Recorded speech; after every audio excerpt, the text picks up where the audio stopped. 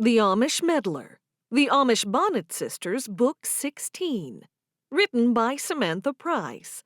Narrated by Stephanie Dillard. Chapter 1. It was only 2 weeks into the new year when Florence Baker Braithwaite called a meeting. Everyone who was still living at the Baker-Bruner family home was required to be there. Florence looked over the small crowd sitting in front of her in the living room. She stood, waiting until they stopped talking.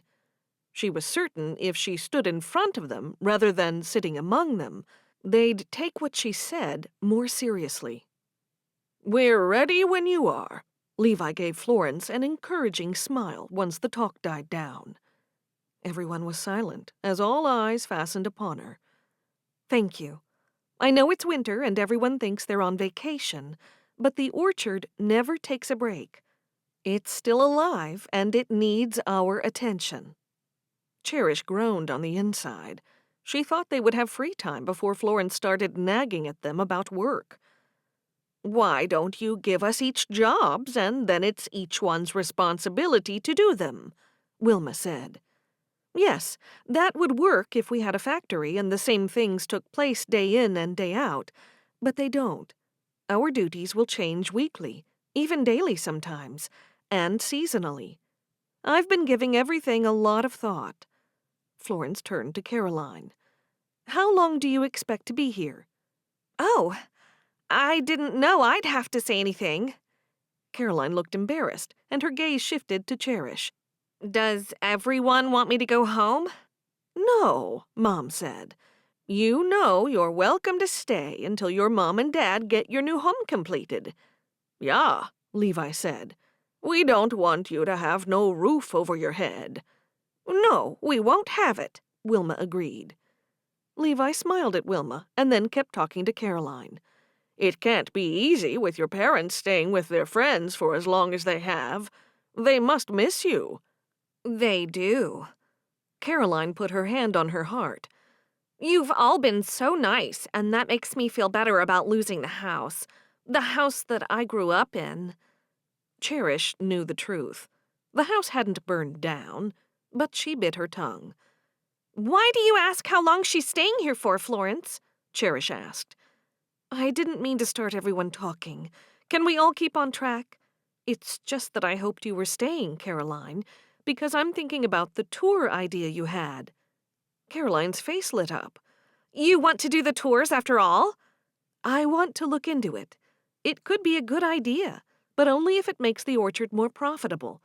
The last thing we all need is more work that doesn't bring in revenue. And also, it has to fit in with everything else we're doing." "I'm so pleased. If the tours work, I can move here permanently. Not here in the house. I will move somewhere close by. I'll rent something, maybe an apartment." "You'll be paid, of course, just as everyone else will be, but only if we're profitable." "We'll talk later about this, Caroline," Florence said. "Great. I'll put together a proposal and you can see what you think." Florence smiled. Perfect. Cherish hung her head and kept quiet. Didn't Florence know what a terrible liar Caroline was? She was so untrustworthy. What if she stole from them? She wouldn't put anything past her. Favor sat up straight. "Caroline has a lot of ideas." "I'd love to hear them, and any ideas anyone else has, too. As you all know, we've always given tours to the school children, but we never charged, and I want that to stay the same." "Yeah," Wilma said, smiling at Caroline. "It's important to this family to do what we can for the community, the broader community we live in." "That's right," Florence agreed. "The children love to learn where the apples come from and how they're processed, and I don't want the parents paying for that." Cherish saw Caroline nodding, but she didn't seem so enthusiastic after hearing that news. She probably wanted to charge the children's parents. "I guess there will be families who will pay, tourists and such," Bliss said. "Yes, this is true," Caroline blurted out. "I'd love to hear any other ideas that you haven't told us about," Wilma said to Caroline. "They're hazy at the moment, but I will formulate them better." Don't forget to tell me. I'd like to hear everyone's ideas, too. Wilma looked around at everyone. Who has ideas? Mom, Florence just said to talk about it later, Hope told her. Wilma raised her hands in the air. I'm sorry. I was only showing an interest. I didn't know we all had to sit here in silence to be lectured at. Florence ignored Wilma's comment. We need to set some goals, and I want us all involved since we're all owners. Levi and I aren't owners, said Wilma, and neither are Bliss and Caroline. Yeah, but they're getting paid, Hope said.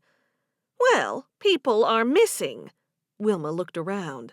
Joy isn't here, and neither are Mercy and Honor. They're owners, and yet they get paid for not working. It's an odd situation. Cherish knew her mother was deliberately annoying Florence, so she watched with interest to see how Florence would handle her. Florence didn't appear to be too bothered when she patiently explained to Wilma, Joy has just had a baby, so we can excuse her, and Mercy and Honor get their share because they're part owners, and that's the way things are. Whoever is here must do the work. If one of the girls sitting in this room moves away to get married, then we'll reassess things. For now, everyone sitting here will have to work and work hard. Are you including Caroline? Cherish asked. Caroline is a hard worker. She won't mind being involved, Levi said. Is that right? Wilma leaned forward and looked at Caroline, who was sitting on the other end of the couch. It is right, in part. And thank you, Mr. Brunner. But I will be working on ideas, and I can't work and think about the tours and work on a proposal for Florence while I'm in the orchard all day. Yes, you can, Levi said. I disagree with you there. I have faith in you that you can do both. I know you want to do your bit while you're here. You'll have plenty of free time for all those other things in the evenings once the chores are done. Cherish could barely keep the smile from her face when she saw Caroline nodding in agreement with Levi. Caroline's lips pressed together, revealing how unhappy she was. Then Caroline looked up and caught Cherish's eye, so Cherish looked away. Florence continued. Winter gives us a time to reassess and reflect on what's happened in the past and where we want to be in the future. Cherish couldn't help yawning as Florence spoke. She had a storyteller voice, and whenever anyone told stories, it made her sleepy. Would anyone like tea or coffee? Wilma asked, when Florence stopped to draw a breath. Not now, Florence snapped. Cherish jumped out of her daze. Wilma was finally getting on Florence's nerves. It was bound to happen. I was also going to offer food, Florence. Cookies? Wilma looked around at everyone. Is anyone hungry? Wilma, please let me finish what I'm here to say before you run off and hide in the kitchen. This is important. It involves you and Levi, too. It's for the whole family. I'm sure people can wait half an hour for food, since it's only mid-morning, and I'm sure everyone's had breakfast. Wilma raised her hands in the air. I'm sorry for trying. That's all a mudder can do. Please be sorry in silence. Cherish was shocked at the harshness in Florence's voice. Florence moved to stand in front of the fire. As I said, winter gives us time to plan for the year ahead. So many people rely on this orchard to be successful and produce a good crop. And, God willing, it will happen for us this year. That's why I want us all to work as a team. Or like a family, Cherish said. Florence smiled at her. That's right. It's important that we all pull together and make a huge effort. And, sadly, I haven't seen that happen in the past. If it doesn't happen this year, we might end up losing the orchard. Wilma gasped. Really? Yes. The last 2 years have taken a toll. We can get it back. It's savable, but we can't afford another bad year. Levi, we'll need to access the money in the account. Why? Wilma moved to the edge of her seat. As the manager, I need to— Yeah, I'll have the bank change things over. Why don't we go there today and we'll sort that out? Levi asked. I'd like that. There'll be one less thing to do later. I'll have Carter drive us. Levi gave a nod. You're going to be in charge of all the money? Wilma asked Florence. Yes, I am the manager. There are things we need. Wilma pursed her lips. Who's going to watch your spending? No one. I'll spend money on the orchard as I see fit. I've done that for years, Wilma, and you never had a problem with it. Wilma shrugged. That was before you left us. Things are different now. Anyway, what's the rush to get to the bank today? There is no rush, Levi said. We're just getting things moving along. Florence nodded. And we do need to spend a little money this week. For starters, we need more wire and more wood to make trellises. From his chair, Levi reached over and patted Wilma's knee. It is only right. She's the manager. I'm just concerned. What if we don't have enough to live on? We've been over this before, Wilma. If you don't trust me, trust your husband. Levi's already opened an account for the two of you. I'm not touching the money in that. Wilma pouted again and looked at Levi. I just don't know how it all works. I'm not told anything these days. What jobs are there to do in the wintertime? Caroline asked, suddenly appearing interested. Florence smiled, seemingly pleased someone was showing an interest. I'll go through it. What we do now will affect the yield, the fruit size, and the fruit quality, which will increase profits if everything's done properly. For an example, I'm thinking of replacing the older trees on the western side. That's something that can be done this time of year, and then we can prepare the ground and have it ready to plant new trees when the weather's warmer. I don't want to have goals that we can't reach, and I don't want things to be— They were the first trees your father planted. Florence smiled patiently at her stepmother. I know, Wilma, but we'll need to replace them. Won't that set us back? It takes years for a young tree to fruit. How do you expect us to have a good crop when you're destroying the trees? It'll work out better in the end. I've just planted a whole new orchard on my property. It's a 3 to 5 year plan, but we must keep the trees here healthy, and that includes replacing the old ones if need be. And we must have a plan to increase our profits. Firstly, we must make everything we have now turn a good profit. Are you saying your father wasn't a good manager? Mom asked. Mom? Hope gasped. That's not what she's saying, Mom, Favor explained. He was a good manager, Florence said. The best. I was getting around to talking about the produce, particularly the canned goods. That's something you can all work on in the evenings or when the weather is too unpleasant to work in the orchard. Will you be doing that too? Asked Wilma. No. Florence didn't explain. After the two women stared at one another in uncomfortable silence, Wilma jumped to her feet. I'm going to put on the kettle. No, Florence snapped and then pointed at her stepmother. You will sit down and listen to what I have to say. You'll stay there until I finish. Wilma gasped. Cherish was shocked and then looked at Levi to see what he'd do. Do as she says, Wilma, Levi told his wife calmly. Florence is the manager. She's the boss of us all when it comes to the orchard. I've never been spoken to like that in my life, Wilma said, as she sat back down. Florence sighed. All you girls need lessons in pruning. We can start tomorrow.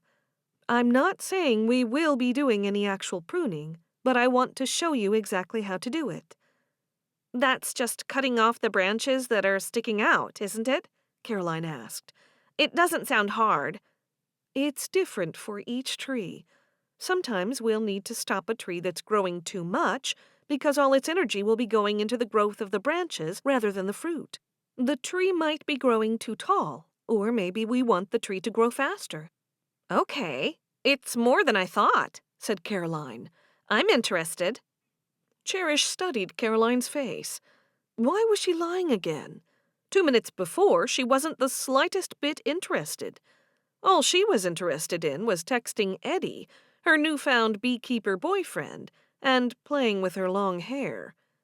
You see, I don't normally like to prune in winter because the trees have so little energy that they can't properly repair the wounds. But sometimes it's good if you need the tree to grow quicker. Pruning in the spring is preferable because the tree won't grow as much, and all the energy will go into the fruit. There might be a tree which would benefit from summer pruning too, so there's a lot to consider. I knew that, Cherish said. I didn't know it was so involved, said Caroline. How will we know if that tree hasn't had good fruit? Cherish couldn't help being shocked by Caroline.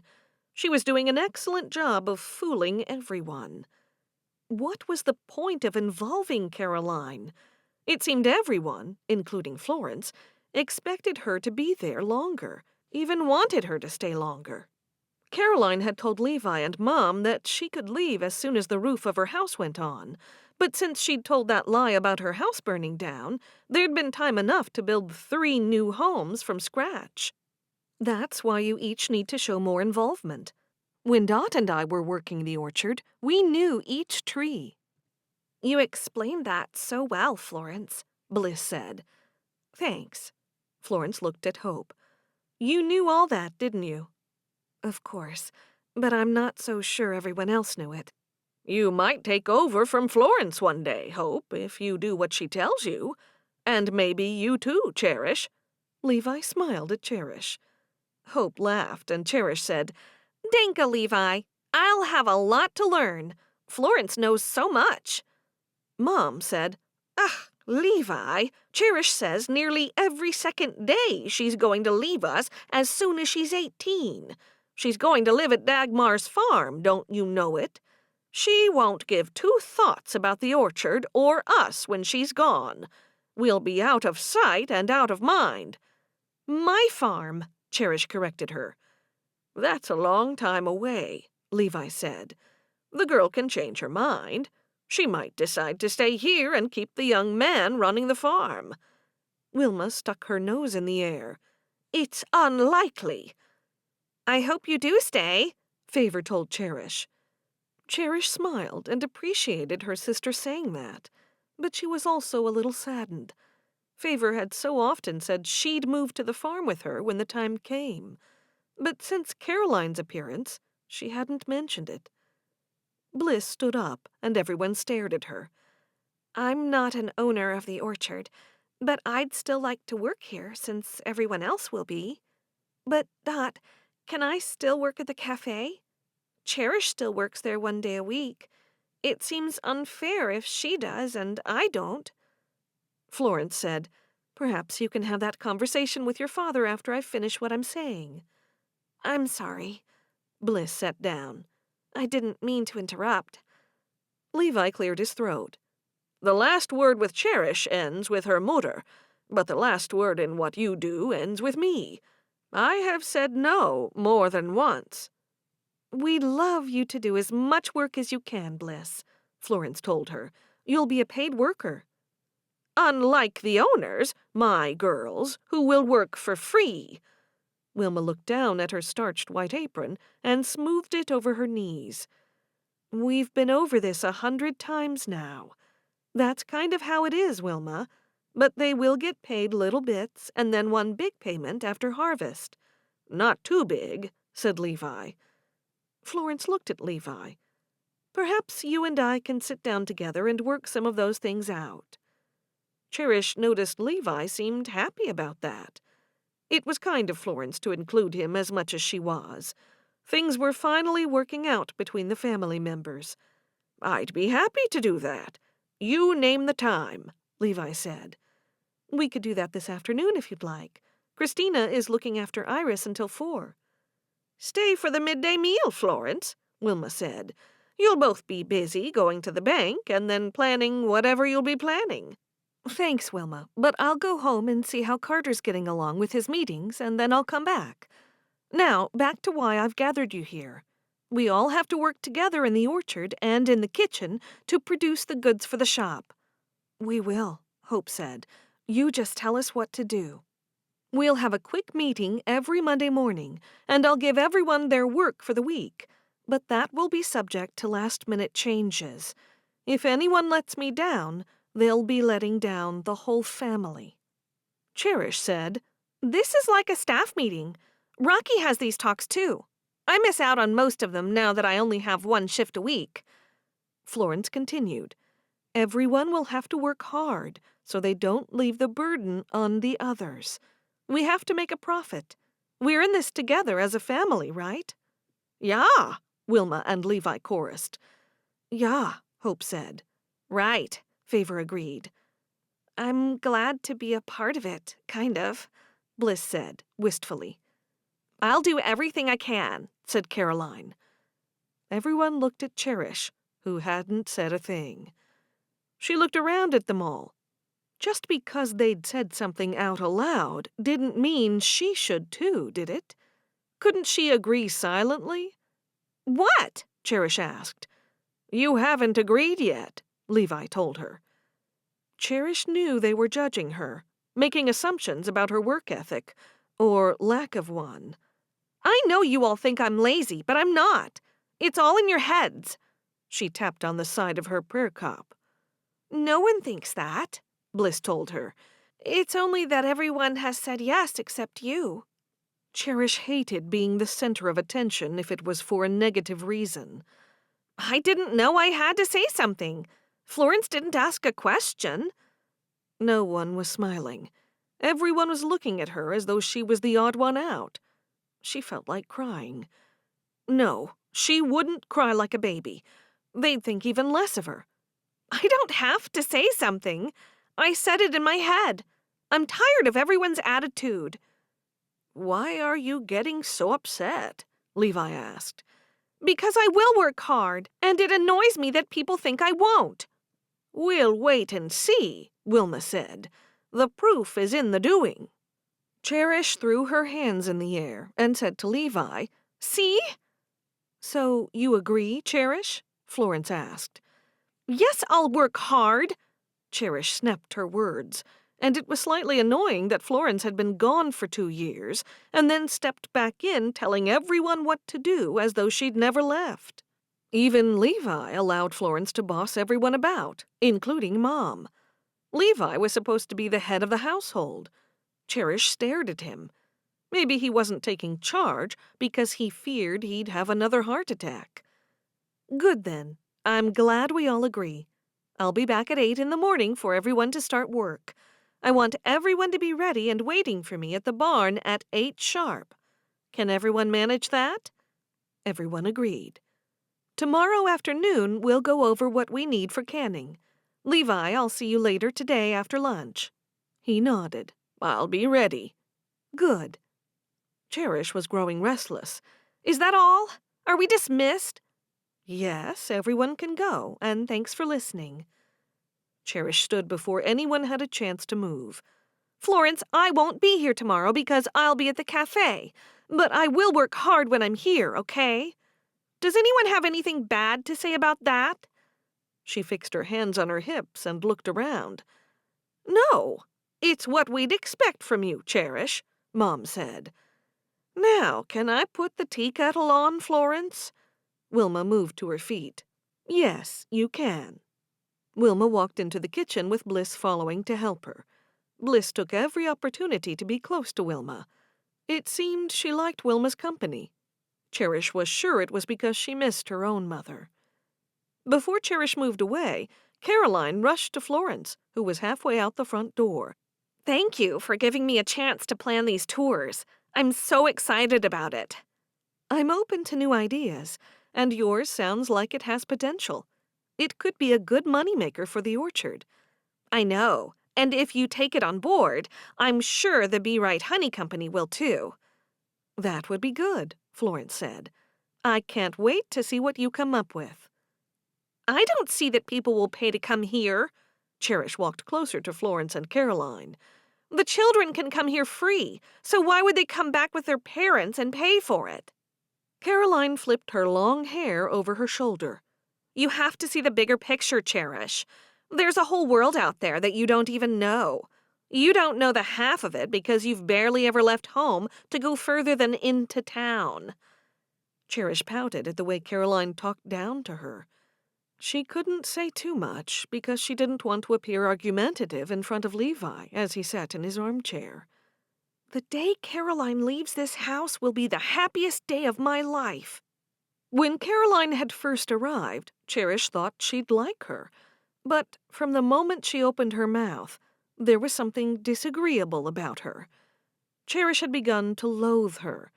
When she got to learn more about her, she knew why. She was a manipulator, and Favor, and everyone else, had fallen for her lies and her falsities. Florence walked out the door, leaving Caroline to close it. Caroline then stood in front of the door, staring at Cherish.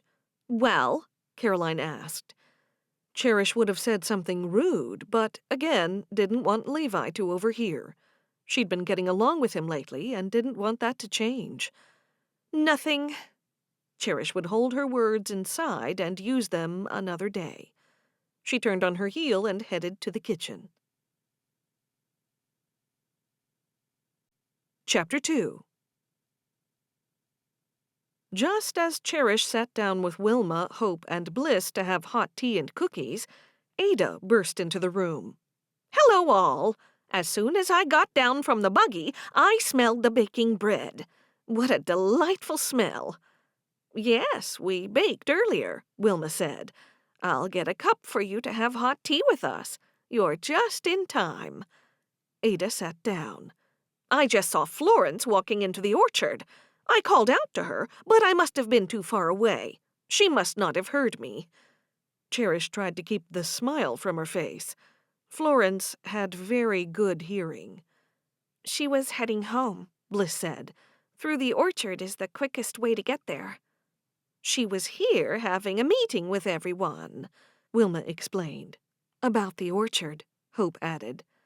"I knew it would have been about the orchard because she'd have nothing else to do with this family. The orchard is the only thing that keeps her involved." Cherish didn't like the way Ada spoke about Florence, but she couldn't say anything, or Ada could change her mind about taking her to the farm like she'd promised. She needed to stay in Ada's good graces until then.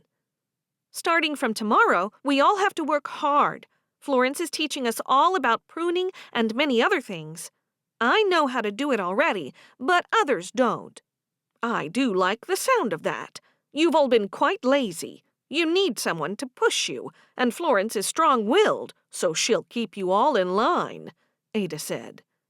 Cherish and Hope's eyes met, and then they looked away.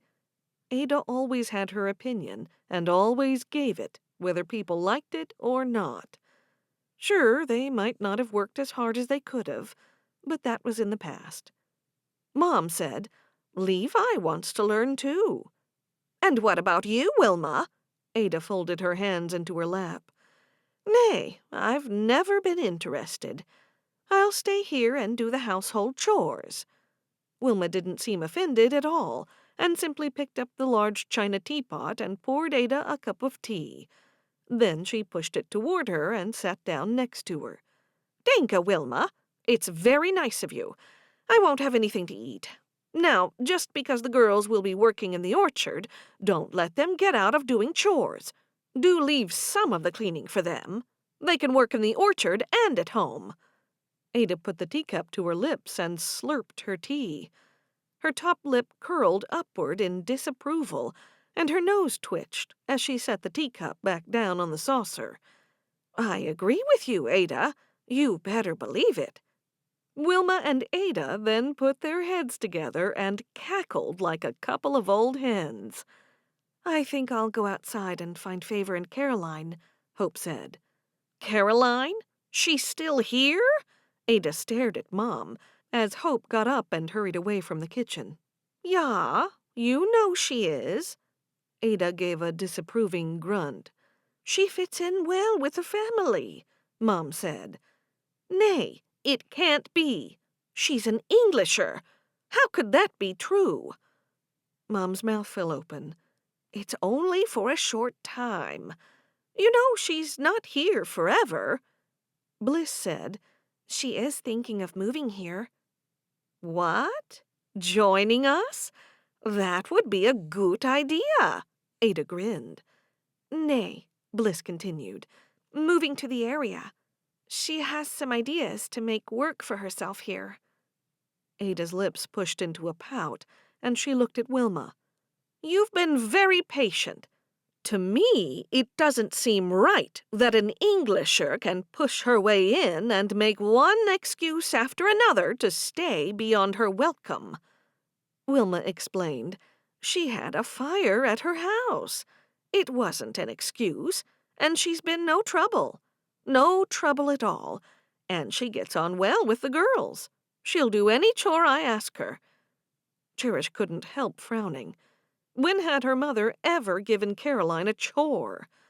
Again, Cherish kept her mouth closed. This was why she needed to keep that job at the cafe. It was one time where she could get away and truly be herself. No one to irritate her, and no one looking over her shoulder, judging her. Ada looked down at her tea. Not as hot as it could be. Who's making another pot? I'd like a hot one this time. Oh, I'm sorry, Ada. I don't know why it wasn't hot enough. That's quite all right, Wilma. You shouldn't have to be concerned about every little thing. Ada looked up at Cherish, who was sitting across from her. Cherish, I like it when you make the tea. And be sure that the water has boiled properly before you take the tea kettle off the stove. I'd say that's what happened. Sure, I'm happy to do it. Cherish gave her a big smile and hoped it didn't look too fake. As she stood to get it, she asked, Is Samuel with you today? He had other things to do. Okay, I won't make a cup for him. Bliss stood up. I'll join the girls. Before Bliss left the room, her eyes and Cherish's met. They each knew what the other was thinking, that Ada was too much, the way she always had something to say about their lives. When is Caroline expected to leave? Ada asked Wilma. Wilma moved uncomfortably in her chair. I'm not too sure. Well, it seems to me that she's never leaving. She's here to stay. I'm sure you've asked the bishop what he thinks about you adopting a teenager, an Englisher teen. Ugh, it's not like that, Wilma said. Is she contributing at least? I told you already that she's helping out. That's all we expect of her. Oh dear, what a burden. Ada gave a loud sigh. Nay, it's not, Wilma insisted. Have you forgotten what it says in the Bible? Be not forgetful to entertain strangers, for thereby some have entertained angels unawares. Cherish couldn't believe her ears. Caroline was no angel. Yeah, but she's not an angel. I'm sure of it, Ada said, causing Cherish to burst out laughing. Mom turned around and glared at Cherish, while Ada gave a wide smile. Sorry, Mom, Cherish said. But what Ada said was funny, don't you think? Mom ignored Cherish and turned back to Ada. We're trying to do the right thing. Cherish stayed by the kettle, waiting for it to boil. Ada leaned closer to Wilma. Aren't you worried she'll pull your daughters astray with her worldly ways? I mean, look at how she dresses. It's like an abomination. All Englisher young girls wear clothes like that, don't they, Cherish? Mom turned around to look at her. That's right, they do. A lot of them wear pants. What she wears isn't that bad compared to some. At least she's covered up, Wilma pointed out. It is winter, Ada said. She'd freeze if she didn't. You should see some of them who come into the cafe. I think it's the jeans that upsets you, Ada. Cherish realized she was defending Caroline, almost, but it was too late to take it back. And they're torn and frayed. Ada made tisk-tisk sounds. And both pants and jeans are men's clothing, she said under her breath. It's just wrong. The woman shall not wear that which pertaineth unto a man, neither shall a man put on a woman's garment, for all that do so are abomination unto the Lord thy God. I know what you're saying, and, well, I think that she's not a believer, so she won't be judged as one. Cherish had repeated what she'd heard someone else say. She'll be judged worse, in my opinion, Cherish. And what you think doesn't worry me. Wilma, in my opinion, you and Levi are making a huge mistake having that young woman staying with you this long. But I'll keep out of it. It's not my place to say anything. It's never stopped you before, Cherish thought. Wilma patted Ada's arm. I value your opinion, you know that. I always have and I always will. Slowly, Ada nodded. I used to think so. The kettle boiled and Cherish proceeded to make the tea. If Ada couldn't even get through to her mother about Caroline, what chance did she have? While the tea steeped, Cherish sat and nibbled on a cookie as she thought how to get on Ada's good side. Ada, you'll have to give me the recipe for your chocolate cookies. They're so delicious. Ada eyed her suspiciously. Wilma has the recipe. Oh, I didn't know. Yeah, she has all my recipes and I have all of hers. Timmy whistled loudly. Cherish jumped up before her mother could say anything. I'll cover him for a moment while we drink our tea. You'll need to wash your hands because you've got bird germs all over them now, Wilma told her. While you do that, I'll have to pour the tea. You always get out of everything in one way or another. I didn't mean to. Cherish walked to the bathroom, wondering how she could bring the conversation around to the farm. She wanted to have Ada make a definite time and day to take her there. When she came back into the kitchen, Ada was getting up to leave. You're going already? Cherish asked. I am. Samuel will be home soon. But you've only just got here. I wanted to talk. Her voice trailed away. I know what you're thinking. Samuel and I have talked about it. We'll drive you to your farm on March the 1st. You will? Yeah. I told you we'd do it in the warmer weather, so we picked a date yesterday when we organized our year. We've got so many commitments to visit communities already. Then we'll be surprised with funerals and births among that. But I suppose those things can't be planned. Ah, Danka, Ada! Cherish threw her arms around Ada and hugged her. Now, don't make me change my mind. Ada stepped back and wagged a finger at her.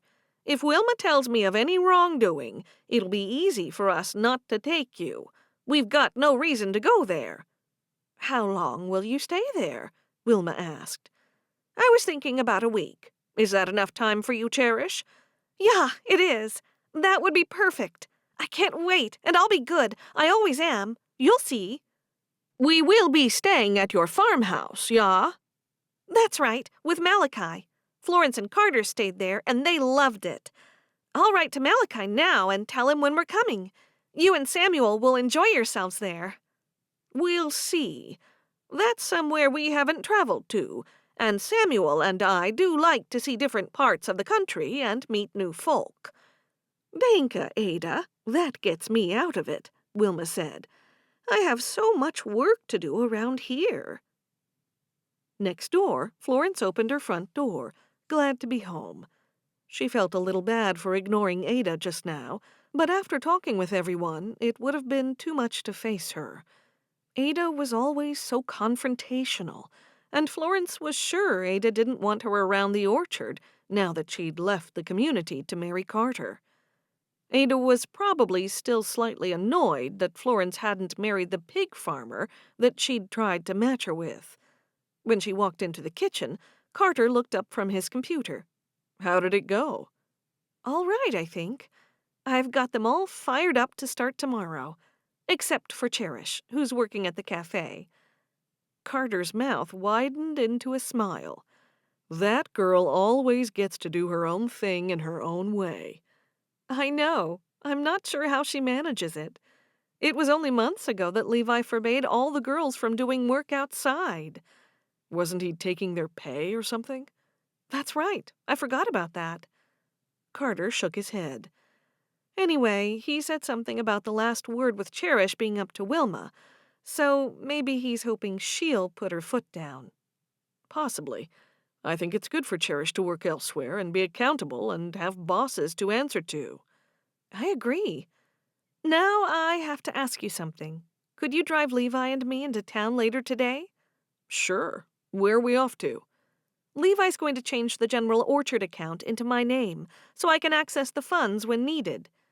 You and only you? Carter asked. Florence laughed. Now you're sounding like Wilma.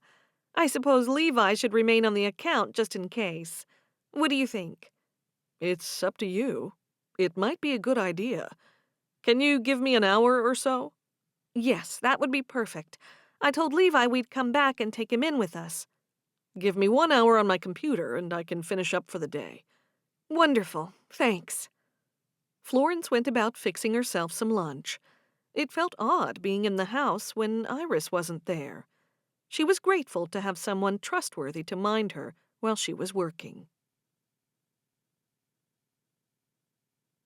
Chapter 3. When Carter and Florence pulled up at the orchard, Levi was already walking to meet them.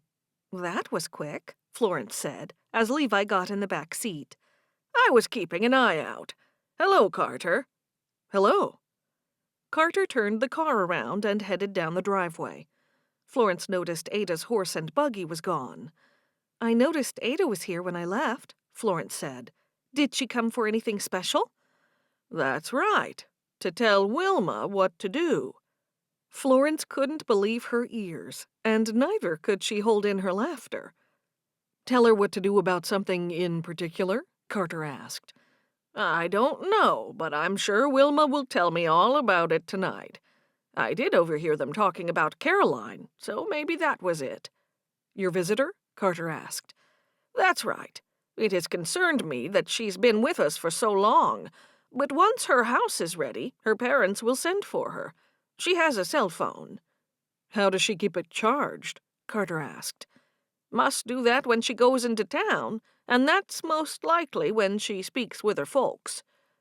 Florence explained to Carter. Her house burned down just as she was about to go home some months back. Ah, that's awful.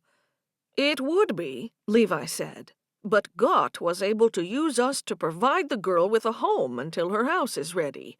There must be some reason he wants her with us. Florence was surprised that Levi was so talkative. Their relationship had always been strained, starting from before Levi married Wilma. It hasn't been as cold this year, Carter said. Florence knew he was changing the subject. As much as he said he was open-minded, he got uncomfortable whenever God was mentioned.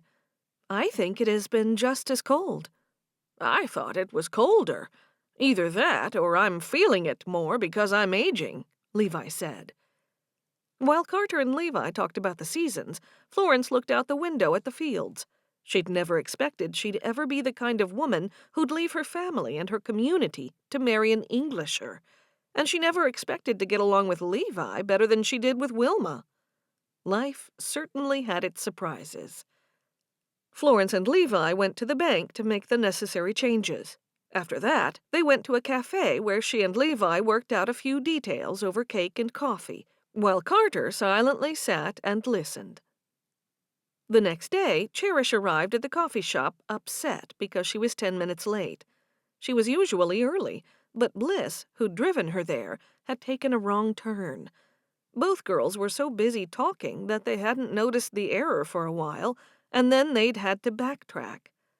Rocky, Cherish's boss, was strict about punctuality, and that was why Cherish made sure she was always on time. She hoped he'd forgive her, or, better still, not notice. When she walked in, Rocky was sitting at the back of the cafe at his usual table that he used as his desk. A plump, middle-aged woman sat opposite him. When he looked up, Cherish gave him a smile and headed to the back room to take off her coat. As she did so, she was thinking up an excuse that sounded reasonable. Cherish! It was Rocky. Cherish turned around, ready to speak, and then saw that same lady beside him. Hi, I'm so sorry I'm late. You see, he held up his hand. Save it. I've got exciting news. I'm opening another cafe across town, and because I can't be in both places, I've employed Marley here to manage this place. Cherish didn't like the sound of working for a woman. Not this woman, anyway. with her dark hair pulled back from her judgmental face and piercing green eyes peeping out from her sun-tanned skin. She must have just moved here from somewhere warm, because there'd been no sunny weather here for months. "Welcome, Marley," she said with her lips turned up into a smile. Inside, she was anything but pleased. This was a disaster. She knew how to handle Rocky, but this woman didn't like her. She could tell. "Thank you, Cherish. I noticed you were 10 minutes late." She tapped the large dial of her silver wristwatch. Cherish has never been late before, Rocky told Marley. I'll give her a pass this time. She's one of our best workers. Unfortunately, she's down to only one shift a week. He smiled at Cherish. "I'd do more if I could, but they need me at the orchard. I'm such a hard worker, they find it hard to be without me." "One shift hardly seems worthwhile for us," Marley said. "It is, though. I'm friendly with all the regulars. They all love me." Marley's lips pursed, while Rocky laughed. "It's true, they do. Well, I better get across to my other cafe. It's opening in a week, and I've got to supervise the finishing touches." "I'll have to stop by and have a look sometime," Cherish said. "Please do. I'll give you a tour." Rocky gave her the address, and then he left her there with Marley. Cherish was just about to leave the small back room when Marley spoke. "I'm a little more strict than Rocky. I'll let you off today, but I have one rule." The woman hesitated, so Cherish had to ask, "And what's that?" 3 strikes and you're out the door." Cherish wasn't tall, but she was able to look down on the woman, who was even shorter. "I'm sorry, but what does that mean?" Marley pointed to a newly posted handwritten sign on the wall. "There are the rules. There's one about being late. Break 3 of these rules, and you're out." "Thank you for letting me off today. You see, my sister drove me in, and she took the wrong way." Cherish opened her locker and took out her work apron and slipped it over her head. Marley grunted. "I don't care." "But that's why I'm late." Cherish tied the apron strings behind her back. "I don't care." Cherish was exasperated. It was much easier working for Rocky, with his carefree attitude and friendly manner. "On the 3rd warning about anything, you're out." "I see." Marley pointed to the door through to the cafe. "What are you waiting for? Your shift started," she looked at her watch, 15 minutes ago. Cherish nodded. "I'm going." She walked to the door, stopped at the counter to squirt on hand sanitizer, and then walked out, rubbing it into her hands. This was a bad start to the day. Firstly, Bliss had taken the wrong turn, and now Rocky was technically no longer her boss. She wondered if she might get some work in his second cafe. From her experience, when she got off to a bad start with someone, it stayed that way. It was an hour into her shift when Cherish saw Daniel Withers, the reporter, walk into the cafe. She hadn't seen him in months. The sight of him instantly elevated her mood, but the timing was rotten. With Marley watching everything like a hawk, she wouldn't be able to linger and talk with him. Turning around to see who was watching, she was delighted that Marley was nowhere in sight. Cherish licked her lips, straightened her cap and then her apron, and wasted no time in walking over. He'd taken a seat at a table near the window. "Hello, stranger," Cherish said. His face brightened when he looked up and saw her. "Hello, Cherish. It's nice to see you again." He picked up the menu. "I've been thinking about you." Cherish knew she couldn't take him seriously. He hadn't contacted her for Christmas or for the New Year, and if he cared about her, he would have. How hard was it to pick up a phone? He knew her family had a phone in their barn. "You've been thinking about me?" "Yes, and you?" He looked more handsome than ever in his gray suit and pale blue shirt. "I totally forgot about you until I saw you just now." He laughed. "Nice to be remembered." Then the smile left his face. "Tell me something. Is Caroline still staying with you?" Cherish's hopes sank to her lace-up boots. That was why he was here. It figured. She always knew he liked Caroline. It was only to be expected, because Caroline was so pretty, and she turned on the charm whenever the men were around. "She is." He didn't say anything. I can get her to call you if you'd like. You didn't have to come here to go through me. You could have called her cell phone. No, I was just asking. I don't want to talk with her. He shook his head. I honestly thought you'd forgotten me. You said you'd call me, and then you didn't. I think it was the other way around, if I remember correctly.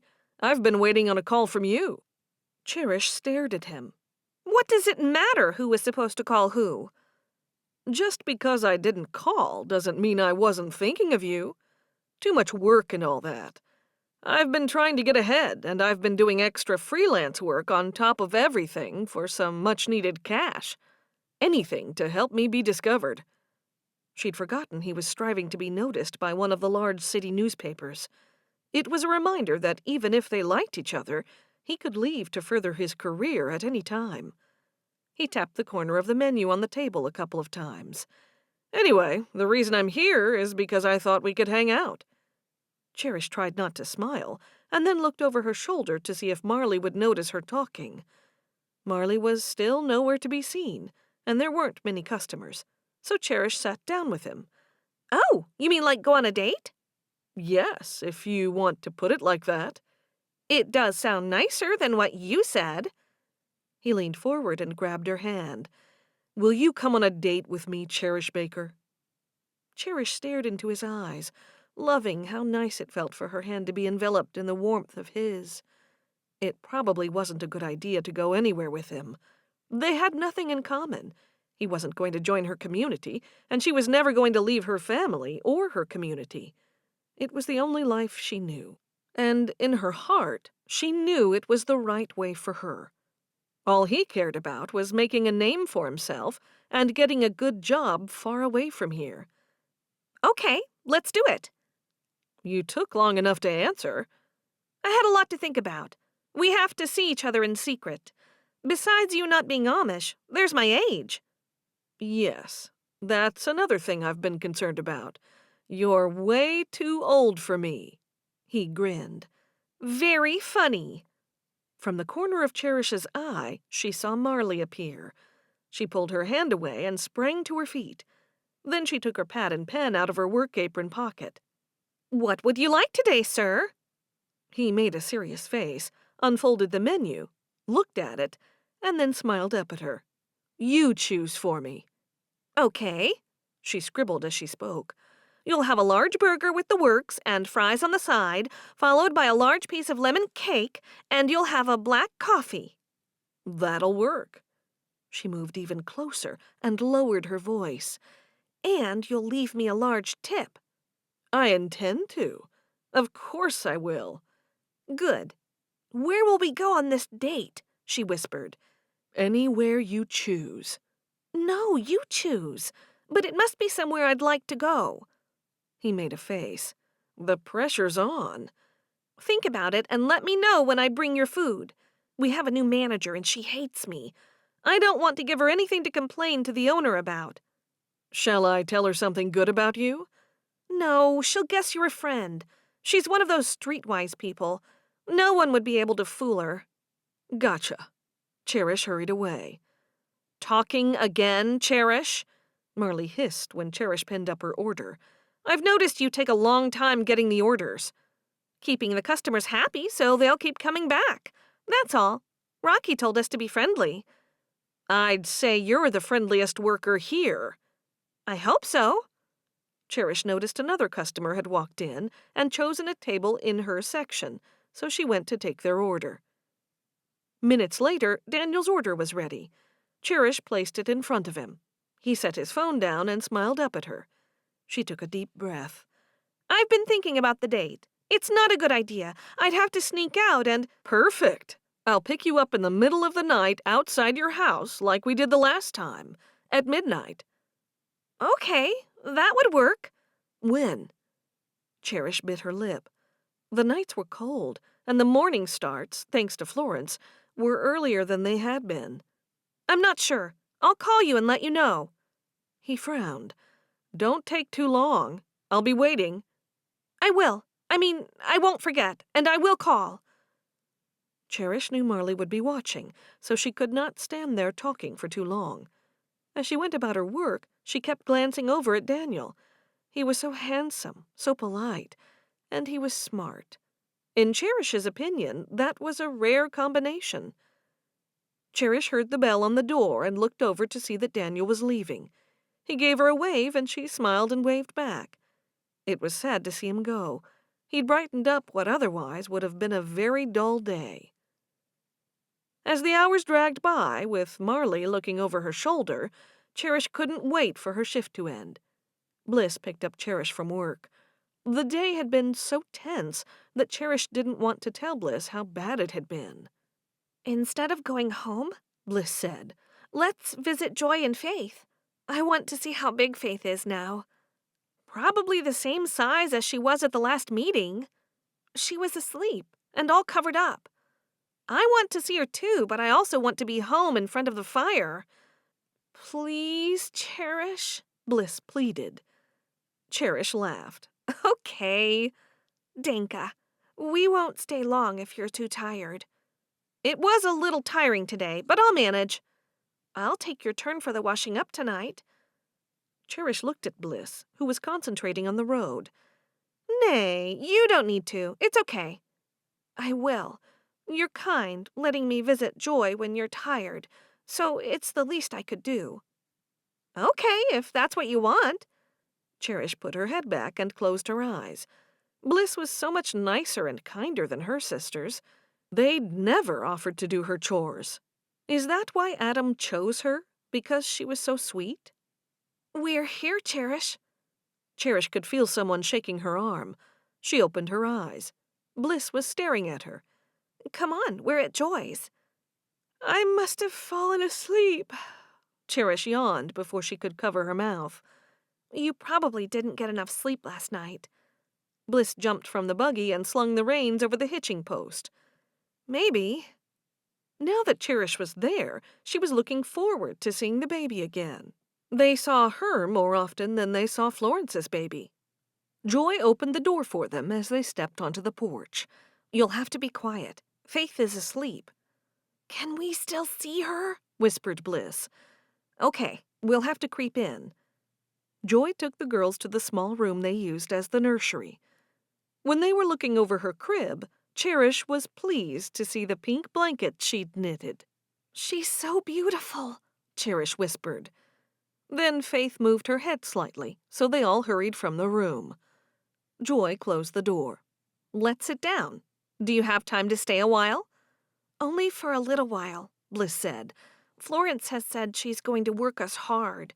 I've been working hard all day until I had to leave to get Cherish. They would have stopped working by the time we get back, wouldn't they? Cherish asked. Yeah, I hope so. So you're both hiding over here, Joy laughed. Nay, I don't mind working hard. Joy said, You've been quiet, Cherish. Normally you're the one to do all the talking. Cherish twirled her cup strings around her fingers. I have a new boss. She hates me. That's awful, Joy said. Will you resume? Bliss laughed. I think you mean resign. Oh, yes. Well, will you, Cherish? No, the day wasn't all bad. Daniel was there. She contemplated telling her sisters more about him. She wanted to share the news that they were going on a secret date, but they wouldn't understand. Bliss's mouth fell open. You didn't tell me about Daniel. I'm telling you now. Joy stared at Cherish. He's that Englisher reporter, right? That's the one, and he's so dreamy, so handsome. Yeah, but he's not. I know what you're both going to say, but Florence left for Carter, and look how that turned out. They have a happy life together. They're so in love, and now they have Iris. Joy's eyes opened wide. You can't be serious. You're way too young to make a proper decision. Does this man know how old you are? Cherish sighed. The problem with being the youngest was that most of her older sisters treated her as a baby. I think so, but the thing is, I won't be this age forever, and it's not such a large age gap between the two of us. The older we get, the smaller the age gap will seem. That's true. Bliss nodded in agreement. Joy narrowed her eyes at Bliss. Don't encourage her. I'm not. but what she said is true. That's all I said. I don't think it's a good idea. You shouldn't see him again, Cherish." Now Cherish definitely wasn't going to tell them anything else. "Yeah, well, he's the one who came to the cafe. I didn't chase after him. I can't control where he goes or what he does. It's a free country and all." Joy pressed her lips together in such a way it made her look like Mom. "Just don't go making any big decisions until you're at least 18, or maybe even 20. Ever since Aunt Dagmar left you her farm, you think you're mature and responsible." "I have had some really big decisions to make, and I think I am older for my age, in my head." "You're not. Please call this man and tell him you can no longer talk to him, and tell him not to come to the cafe to see you." "Would you like me to tell him that for you?" Joy asked. "Nay." Cherish sat on Joy's couch with her hands in her lap. Goldie, Joy's dog, nudged Cherish's leg. Cherish looked down at his large brown eyes. It was as though he sensed her frustration. She patted his head, and he bounded onto the couch beside her. "Down, Goldie," Joy snapped. Goldie jumped down immediately and then settled himself on the rug by the fire. "Okay, I won't see him," Cherish said, feeling the pressure. "Good." Joy turned her attention to Bliss. "How is Adam doing with his new business?" "Oh, he's doing wunderbar. They have so many orders they are thinking of putting on another worker." "They must be so pleased. God has blessed them, and it's allowing Adam to stay in this community and build a life here." "I know. I never expected to meet anyone so soon. I hope he never gets tired of me." Cherish yawned to cover up the annoyance of Adam and Bliss being a couple. She'd seen Adam first, and they'd gotten along great. Sometimes life was so unfair. Cherish had to change the subject or she'd get too upset. "Are you enjoying being a mudder?" "I love it. It keeps me busy. I can't wait until Faith can walk and talk and do all those wonderful things, but every mudder tells me I must enjoy her being the age she is. She's growing so fast. Every day she's bigger, growing in front of my eyes." Bliss sighed. "It must be amazing." "It is. I've never been so happy. She's made my life so much more meaningful." "I can't wait to be someone's mom," Bliss said. "What about you, Cherish?" "It's too far off to think about. I don't know how I'd feel being responsible for another human being and making decisions for them. I guess it'll happen someday if I get married. Of course you will be a mudder. Some man will come for you, and it won't be an Englisher." Joy nodded her head once to emphasize her point. "I never expected Isaac to come along. He just showed up. I wasn't even looking. He helped us when Honor ran away with Jonathan, remember?" "Yeah, and then we couldn't get rid of him," Cherish said, which made the girls laugh.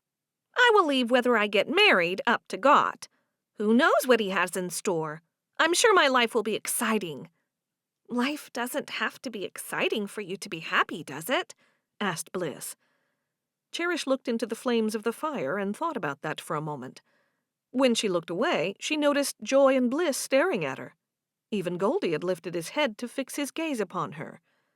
"You're right. Life can be boring and a person can still be happy." Cherish told them what they wanted to hear, but the last thing she wanted was a life where every single day was the exact replica of the one before. Her answer seemed to satisfy them, including Goldie, who lay his head back down between his paws. "I have news," Cherish said all of a sudden. "Ada and Samuel are taking me to the farm on the first day of spring." "Wunderbar," Joy said. "You didn't tell me that," Bliss pouted. "You always forget to tell me things. First Daniel, and now this." "I forgot, but I'm telling you now." "Everything works out so well for you," Bliss said. "Mom told me the other day that you used to be sick when you were younger." "I remember that," Joy said. "You were always so unwell.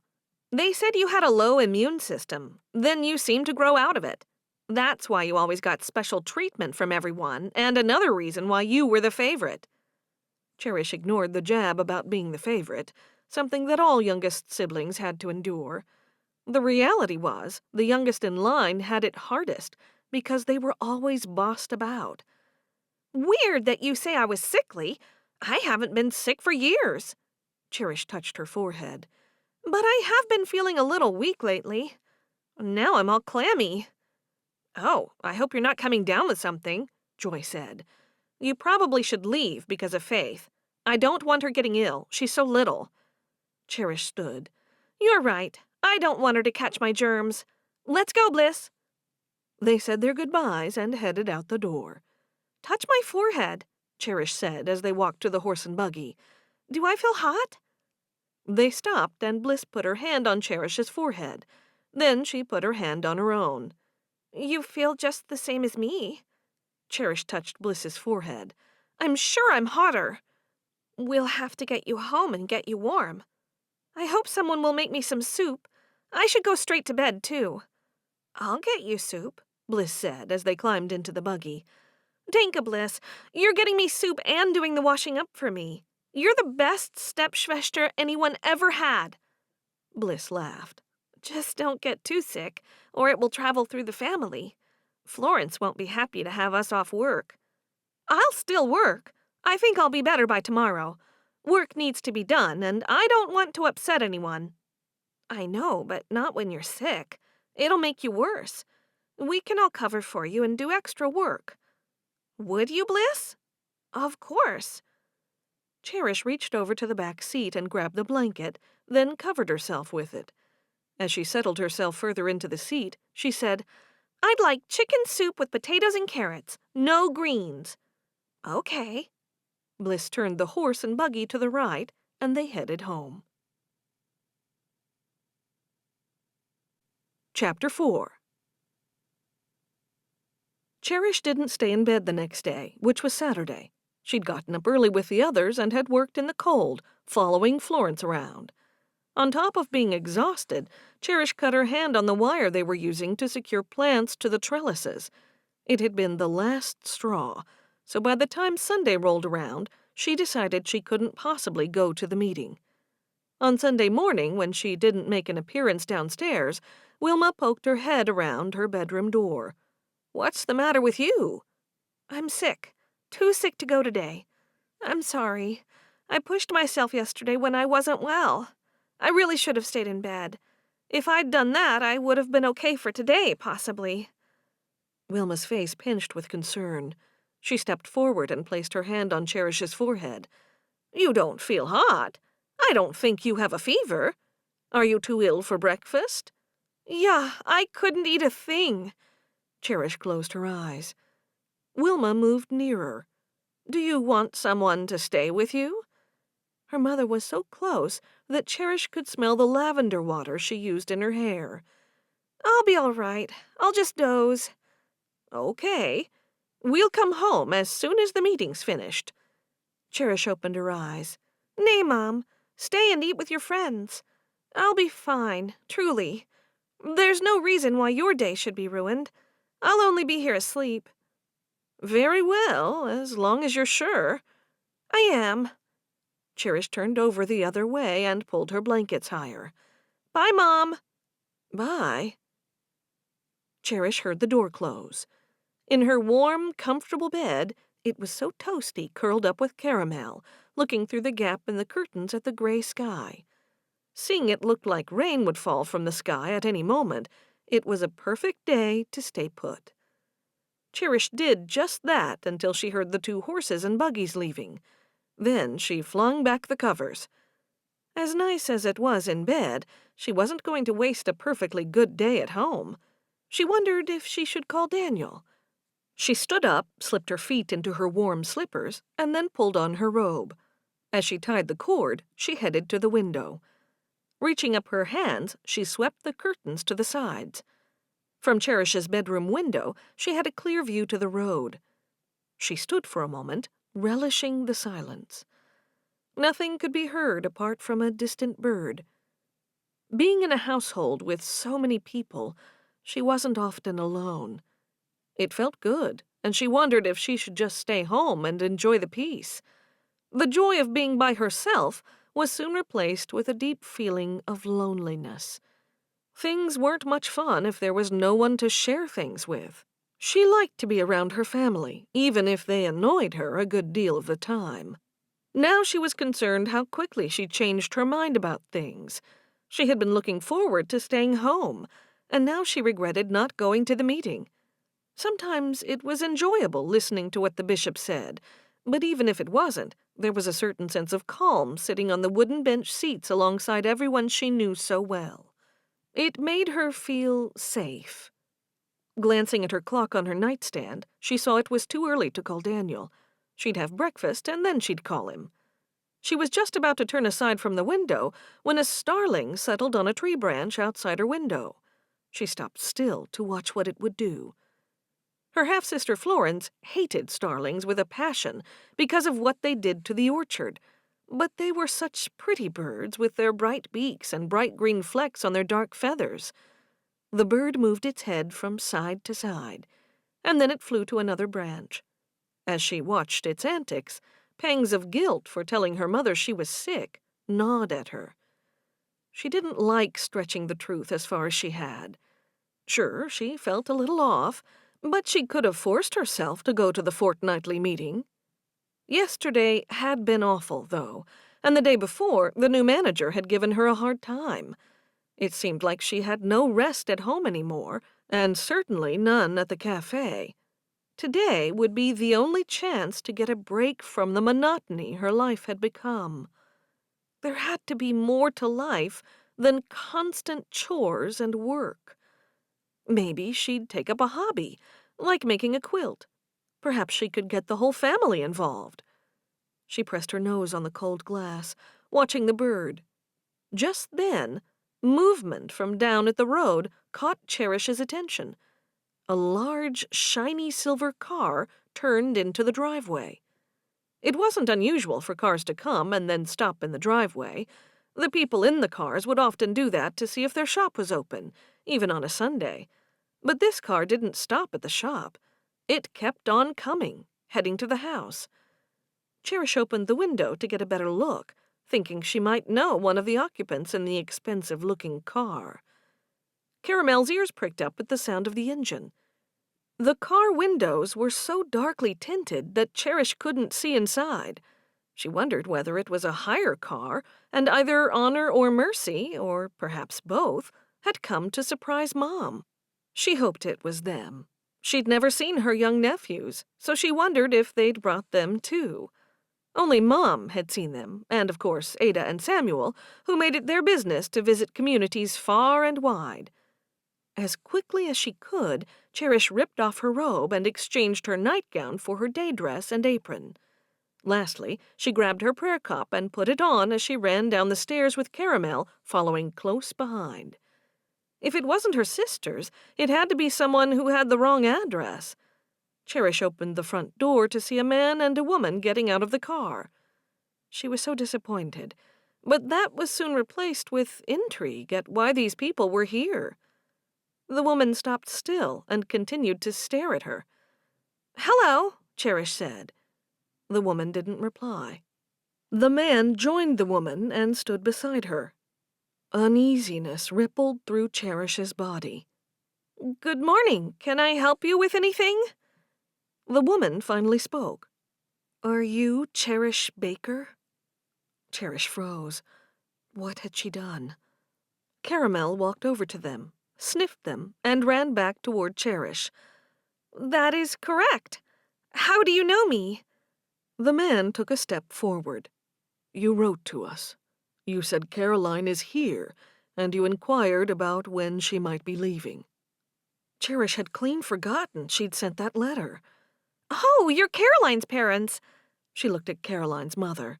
"You are very much like her, but I suppose you would be, since you're her mother. She's not here at the moment. Have you come to take her home with you?"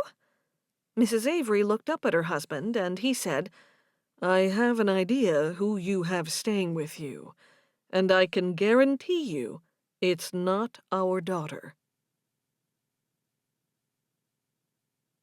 Chapter 5. The gray clouds parted, and Cherish shielded her eyes from the morning sun, staring at Caroline's parents, Mr. and Mrs. Avery. "I'm sorry, I'm not sure what you mean." Caroline is staying here. She's not here right now, but she'll be back," Mr. Avery interrupted. "Our daughter Caroline died some time ago." "Oh, so I must have got your address mixed up when I sent that letter. I don't know how that happened. That's weird. I'm sorry to have bothered you, and I'm sorry about your daughter." Mrs. Avery looked up at her husband again, waiting for him to talk. "We think the girl you have staying with you was Caroline's best friend." He pulled a tattered photo out of his pocket. "Is this the girl staying with you?" Cherish stepped forward and took the photo from him. There were two girls standing outside a grand house, and they looked quite a bit alike. "The one on the left is Caroline." Cherish passed the photo back. "No," Mrs. Avery said. "The girl on the left is Crystal Jones. She used to live with us." The man said, "Our daughter passed away 2 years ago, but this isn't the first time something like this has happened." Then the woman added, "And we didn't want you to be fooled." Cherish didn't know what to think. Were these people lying? Or had Caroline been lying to her and her family this whole time, about everything? "Can we sit and talk?" Mr. Avery asked. Even though it was cold, Cherish didn't want strangers in the house. She didn't know if she could trust them, and she was still skeptical about what they said. "We can sit on the porch, out of the cold wind." Cherish led the way and pulled the chairs into the sheltered area of the porch. When they sat, Mr. Avery said, "I'll show you something." He took his cell phone out of his pocket and tapped on the screen a couple of times. "We have more pictures of Caroline and Crystal. They were once good friends." "Is this the person who has told you that she's Caroline?" Mrs. Avery asked again. Cherish looked at the image on the screen. "It's definitely her, but I can't understand it. The girl staying with us says she's Caroline. Caroline's been Favor's pen pal for years. Which one has Favor been writing to?" "Our Caroline was corresponding with Favor Baker. It seems that Crystal might have taken over if she's found her way here." Mrs. Avery looked across at her husband.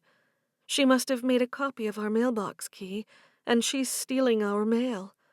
We'll have to check with Caroline's other pen pals to see if they're still getting letters. I'm afraid we have been lax in telling everyone far and wide that Caroline is no longer with us." Cherish rubbed her forehead, trying to wrap her head around it. "What's going on? Can you tell me again? I don't understand the whole thing." "Neither do we. We're trying to piece things together. Crystal used to live with us." "Not with us, exactly," the man corrected his wife. "Her mother was our live-in maid, and she lived in the servants' wing with her daughter. They were with us for many years, until something happened to our Caroline." His voice trailed away. Mrs. Avery's eyes turned misty, and Cherish hoped she wouldn't cry. "Can I ask what happened to your daughter?" Cherish asked. "There was a swimming accident in our neighbor's pool. They were out, and the story goes that Caroline and Crystal were trespassing on their property so they could swim in the pool. The two girls were close, you see. Caroline could swim, but somehow she was the one who drowned." The man took over. "My wife could no longer. I couldn't stand to see Crystal alive when Caroline was dead, and that's the truth.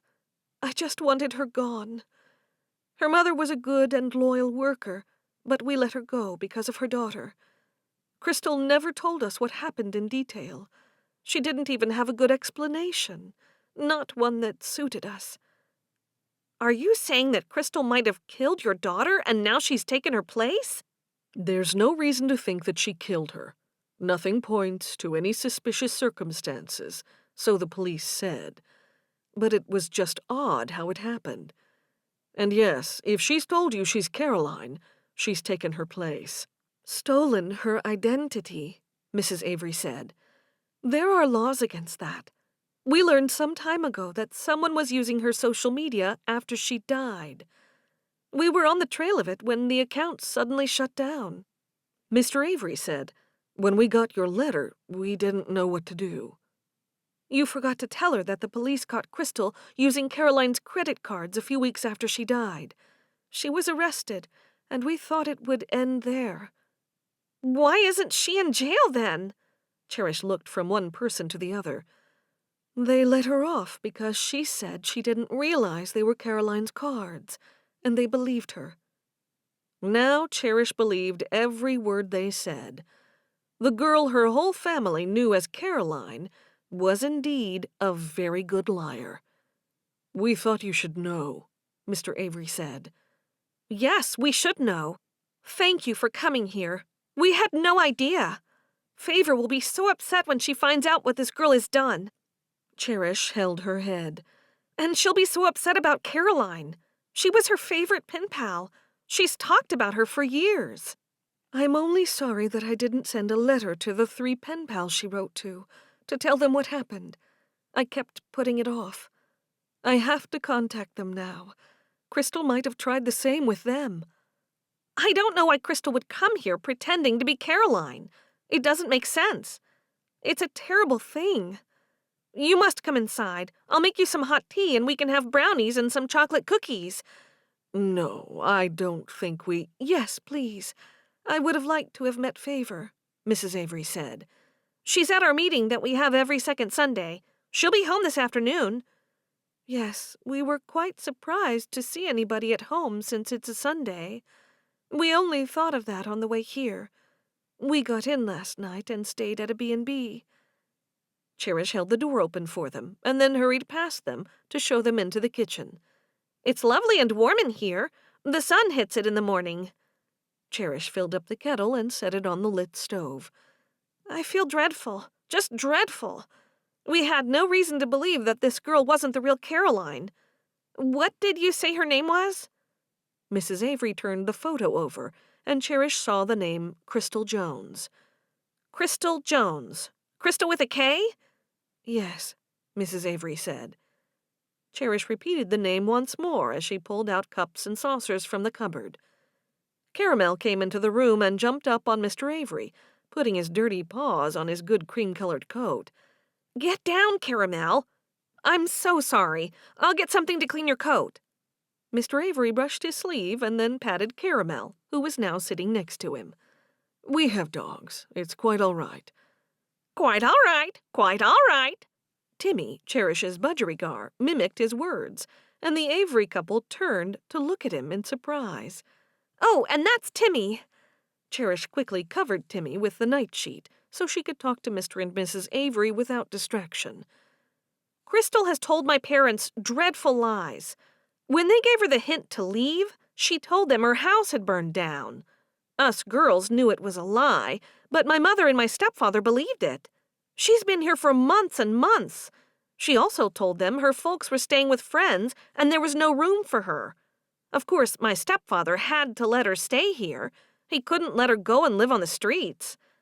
"It's typical of Crystal." "Where is Crystal's mother now and the rest of her family?" "It's only her mother, Sandra. We lost contact when they moved.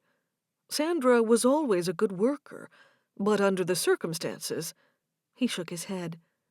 "It must have been so traumatic for the both of you. I wish I'd met Caroline. I don't know how Favor will react when she finds out the truth. It'll be such a shock for her. That means for the last couple of years, she's been writing to a fake person. It also means that Crystal must have stayed living or within traveling distance to your house if she got your daughter's mail." They looked at each other. "We figured that out." Cherish placed cookies and brownies on a large plate and placed it in the center of the table. "Help yourselves." The kettle whistled. "I'll make us a pot of tea." A couple of minutes later, Cherish sat down with them. "What will happen now that you know she's here? Will you talk with her?" "We are going to the police," Mrs. Avery stated. Cherish tried to hide her shock. "But it doesn't sound like she has stolen any money from anyone, has she?" "No, but she's fooled us all, and especially your poor sister Favor. It's not legal to pretend you're another person." "No." Cherish munched on a cookie. "Maybe it would have been better if she'd gone to the meeting. Who knows what else she's doing in Caroline's name," Mr. Avery said. "We won't press charges, though. We just want her to stop impersonating our daughter." It was bad, very bad, and as much as Cherish disliked Crystal, she didn't want her to be in trouble with the police. Mr. Avery drained the last of his tea. "Thank you for warning us with your letter, Cherish. It was a very brave thing to do." It wasn't brave. I just thought you must be wondering when she'd be coming home. I did have a funny feeling that her parents might have thought she was somewhere else, on account of the way she always lies. I never expected anything like this, though. "We'll leave you be." Are you sure you don't want to say anything to Crystal yourself? "No, and I'm glad she wasn't here when we got here," Mrs. Avery said. Cherish bit her lip. What should I do? Everyone thinks everyone thinks Crystal is Caroline. "I know, but we can't talk to her. I don't want to see her. We're going to the police now that we know where she's staying. I guess they'll then at least come around and talk to her." How much trouble will she be in? "I don't know. She's only a young girl, a teenager." Mr. Avery got up and stood behind Mrs. Avery's chair, and she stood too. Cherish got up to let them out. Thank you for coming here. I'm still in shock about all of this. And if I'd gone today with the rest of the family— "It must have been in God's plan," Mr. Avery said. Yes, I believe you're right. Now Cherish felt better about staying home.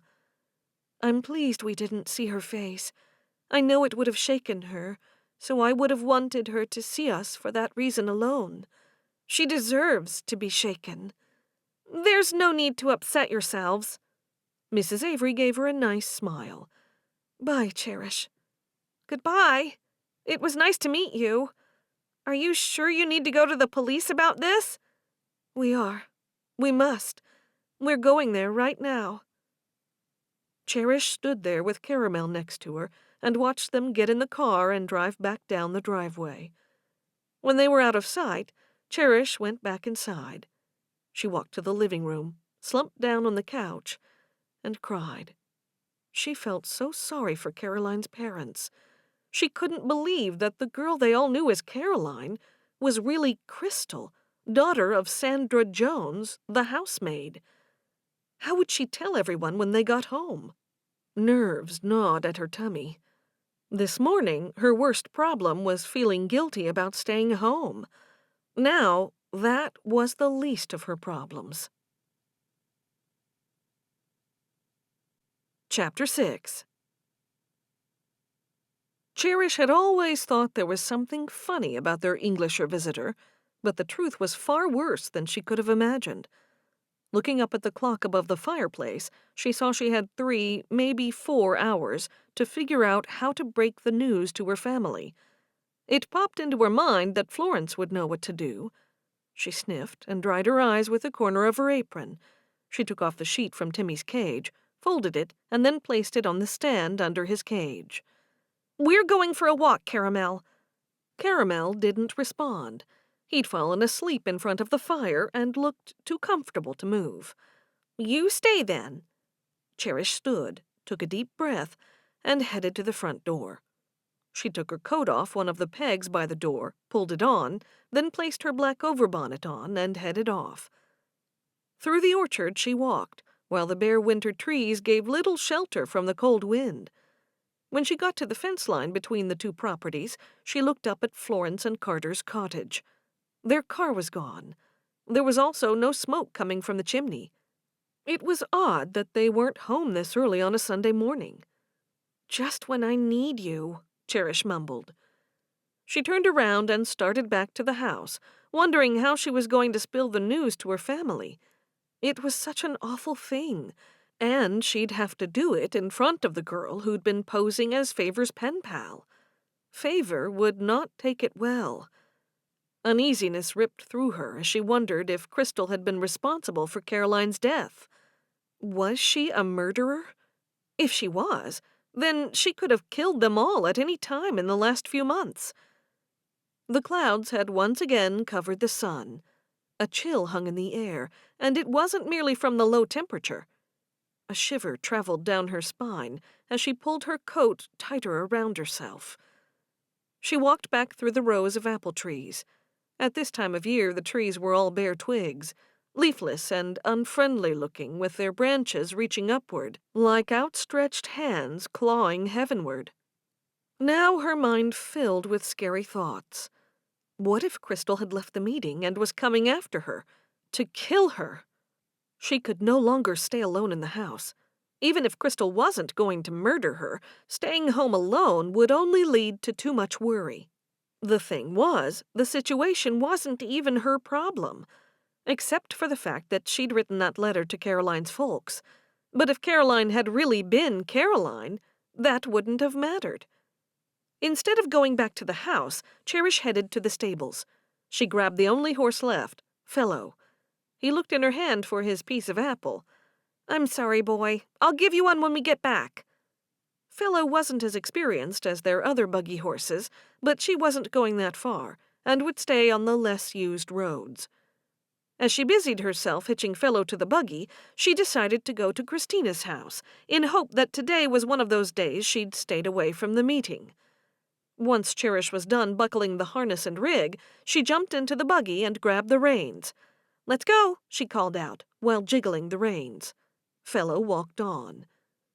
On the way to Christina's, Cherish made an effort not to think about anything. That required a big effort, because her mind was always so active. When she approached Mark and Christina's house, the smoke spiraling from the chimney gave her hope that someone was home. Now she was nervous. Christina was one of those people who was friendly sometimes and not others. What if she wasn't cold toward her today? Once she was outside the house, Cherish stopped the buggy, jumped down, and slung the reins over the hitching post. Then she walked to the house, dragging her feet.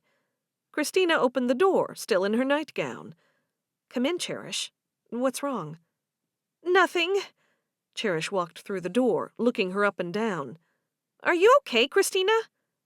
In Cherish's house, everyone dressed in their day clothes first thing in the morning. No one stayed in their nightgown unless they were ill. "I'm fine, just a bit of a headache. But I didn't feel well enough to go to the meeting today." "What about you? Why didn't you go?" "Oh, I don't know. I guess, well, there's my hand. I cut it working in the orchard, but it's not too bad. The truth of it is, I just wanted to have a rest. But I wasn't able to because—" Christina took her by the arm. "Come, warm yourself by the fire." She guided Cherish to the small living room. She then sat down next to Cherish. "You look troubled. Tell me what has upset you." Cherish was a little surprised that Christina was being so nice. "Well, there is something shocking, and it's not about me. I have to tell my family something, and I don't know how or where to start." Cherish licked her lips. "It's unlike anything I've ever heard of." "I'm listening." Cherish told her the whole story, and ended with, "So, you see, I really don't know what to do." Christina rubbed her forehead. "It's hard to believe. You'll have to tell them before the police knock on the door to take Caroline. I mean, to take whoever she is away." "I know that, but everybody likes her. Everybody in my family, but of course, Mr. and Mrs. Avery don't like her at all after what happened to their daughter." "Do you think it's fair to judge her? I'm sure she didn't have anything to do with the real Caroline's death." "I know, but they have a doubt. And can you blame them? No one saw what happened." "It would be awful for the parents. How will you tell everyone?" Christina asked. "I have no idea. That's why I'm here. I thought you might be able to give me a clue." Christina was silent for a moment. "I wish I could, but it's a tricky situation." "What would you do?" Cherish asked. "I wouldn't tell them. I'd get this girl alone and tell her what you know, and then tell her she has to tell everyone." "Oh, perfect! I love that idea. Oh, Christina, you're so clever. That's totally the right thing to do. Why didn't I think of that?" "Also, tell her if she doesn't tell them right away, you'll be forced to do it." "Good. I like that idea. Everybody will be so upset, but thanks for giving me advice." "Of course I would. I don't know why you seem so surprised that I have good ideas." Christina grinned. I'm not surprised. I don't think like that. Crystal will be so shocked when I tell her Caroline's parents were at my house and they talked to me. I think she would have been more shocked if they had confronted her. Oh, she would have been. It would have been the biggest shock of her life. She has no idea that I wrote to them. Still, she was taking a big risk all along. I can't understand why Levi or Wilma hadn't spoken to her parents in all this time. I don't think they did. If they had, then Crystal might have had someone else pretend to be them, Cherish suggested. It's possible, I suppose. Well, maybe Levi and Wilma are half to blame. They should have talked to the parents. If I had a child that age, I would want to know where they were staying and who they were staying with. It's been a bit muddled because the two girls were pen pals for years, and they were very close through their letters. Christina's mouth turned down at the corners. It's odd. What is? It's odd that Favor didn't notice any inconsistencies between Caroline and a stranger. Yeah, but the stranger was also a good friend of Caroline's, and she knew everything about Caroline's life, and Favor had no reason to suspect anything. Okay, I can see that. And if Caroline died 2 years ago or thereabouts, that means that Crystal has been writing to her for that long. I never liked Crystal, and I don't know why. You have good judgment about people, Cherish. That's why. You knew something was off. Undoubtedly. People in the family, that is, see me as just a boring waste of time, and they think I'm lazy. I don't think that's correct. Never boring, not a waste of time, but lazy, maybe. Cherish smiled, knowing Christina was teasing her. Come on, I'll make you some hot chocolate before you go home, Christina said. I'd love that. Oh, I didn't have any breakfast. So much has happened. I can give you a bowl of cereal, too. Perfect. Thanks. You need all your strength for when you confront Caroline. You mean Crystal. And don't remind me. It will be awkward. Chapter 7. A few hours later, and with a pounding head, Cherish waited for her family to return from the meeting. She was hoping the girls wouldn't stay on for the Sunday night singing. If they did, she'd have an even longer wait to confront Crystal. When Cherish saw the two family buggies approaching the house, she was relieved. From her high bedroom window, she looked in the buggies and saw everyone except Hope. With Hope spending every Sunday afternoon with Fairfax, that was to be expected. The only thing was, how was she going to talk with Crystal alone when Favor stuck to her like glue? Cherish headed back to bed. Her plan was to pretend she was still feeling ill, at least for another couple of hours. "Cherish!" she heard her mother shriek some minutes later. It struck Cherish as unusual for her mother to be calling out like that when she knew she was ill. Then she heard her again. It sounded like the yelling was coming from outside, below her bedroom window. Cherish got out of bed and opened her window. Mom stood there with her hands fixed onto her hips. "Yeah? What is it, Mom? Why did you take Fellow out? He has a sore fetlock." This wasn't good. They knew she'd gone out. "I'm sorry, no one told me." "Where did you go? Where did you go on a Sunday when you were supposed to be home in bed?" She was in trouble again. "It's a long story. I'll come down." Wilma folded her arms across her chest and tapped her foot on the dirt. "I'm coming up to see you and make it the truth this time, not one of your fanciful stories." "I'm not the one who makes up fanciful stories." Mom didn't comment as she walked to the house. Cherish couldn't see Levi, who was most likely checking Fellow over. Cherish walked down the stairs and met her mother in the living room. She heard the girls talking in the kitchen. "What is it, Cherish? Why do you say you're sick and then you go out? On a Sunday, too?" Mom asked. "I can't say until I say something to someone, and then I can tell you what I was doing. Firstly, I need to speak to a certain someone in private." "What are you babbling about?" "It's complicated. Everything with you is complicated. I don't know what to do with you. I've tried my best. I wipe my hands of you." Wilma made a dramatic show of clapping her hands together like she was dusting them off. She then turned up her nose and walked up the stairs. Bliss came out of the kitchen, munching on an apple. "Why's she so angry?" Cherish asked. "Because you were homesick, but you drove Fellow with a sore fetlock. Dot is very upset." "What's a fetlock?" "It's the joint above the hoof." "I'm sorry." "Tell it to Dot. It won't help the horse, though." Bliss took another bite of apple. "So that's why Mom was upset? I'll talk to Levi now." Bliss swallowed her mouthful. "Not yet. Give him some time. He's doing what he can to help the horse." "Okay." When Bliss went into the kitchen with the others, Cherish disregarded her advice. She wanted to let Levi know how sorry she was. Levi and she had been getting along, and she didn't want that to change. Cherish found him in a stall leaning over and looking at Fellow's leg. "I'm so sorry, Levi." He stood up, and his face was bright red. Cherish didn't know if that was because he was angry or whether it was because he'd been bending down and all the blood had rushed to his face. "Where did you go, and how far did you take the horse?" "Only to Christina's house." He stared at her for a moment. "Why did you go there?" "Just to talk with her.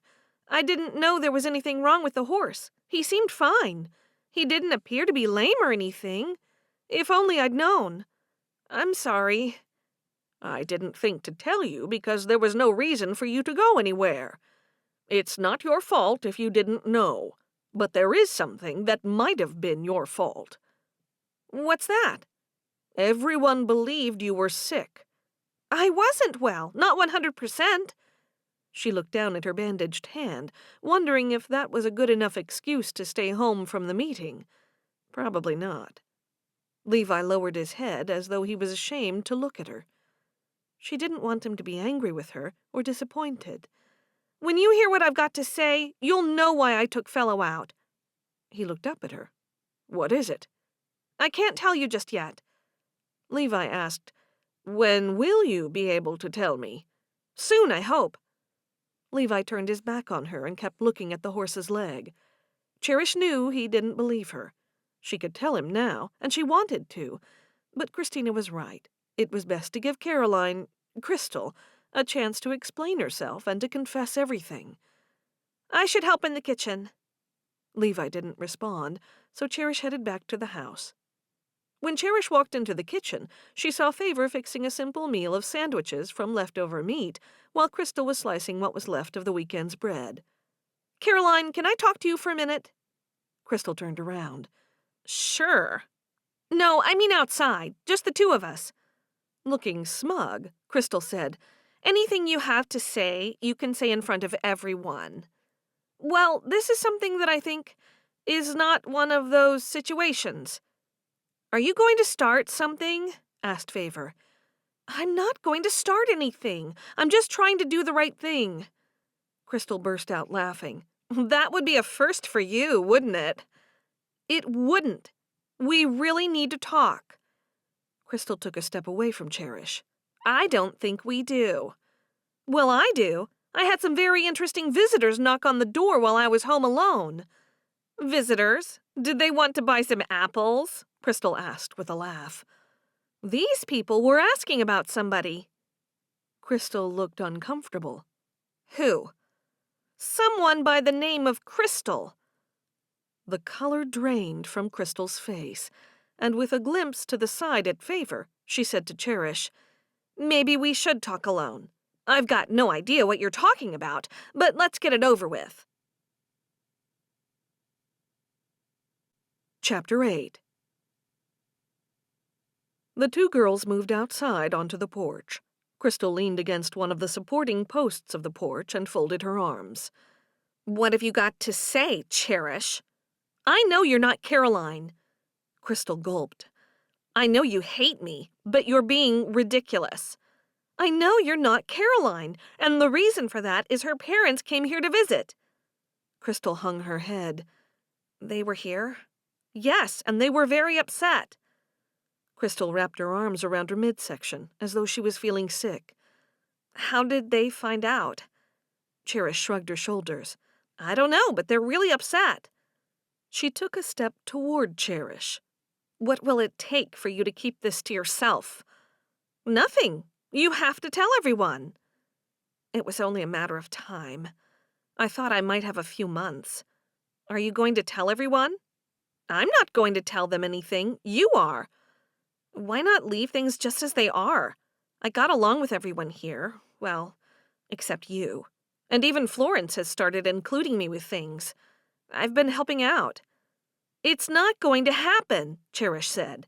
My family has taken you in, and you've been here for months. And for what? It's all been a lie.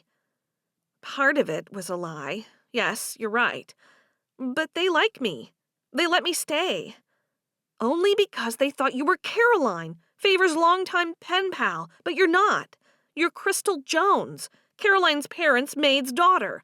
They told me everything about you, and they told me about Caroline drowning. Crystal put her hands over her face and sobbed. Cherish didn't know what to do. She waited a moment. Crystal sniffed. She was my best friend. We did everything together, went everywhere together. I couldn't swim, and we sneaked into the neighbor's place to use their pool. I fell in. How could you fall in? Now Cherish doubted every word that came from Crystal's mouth.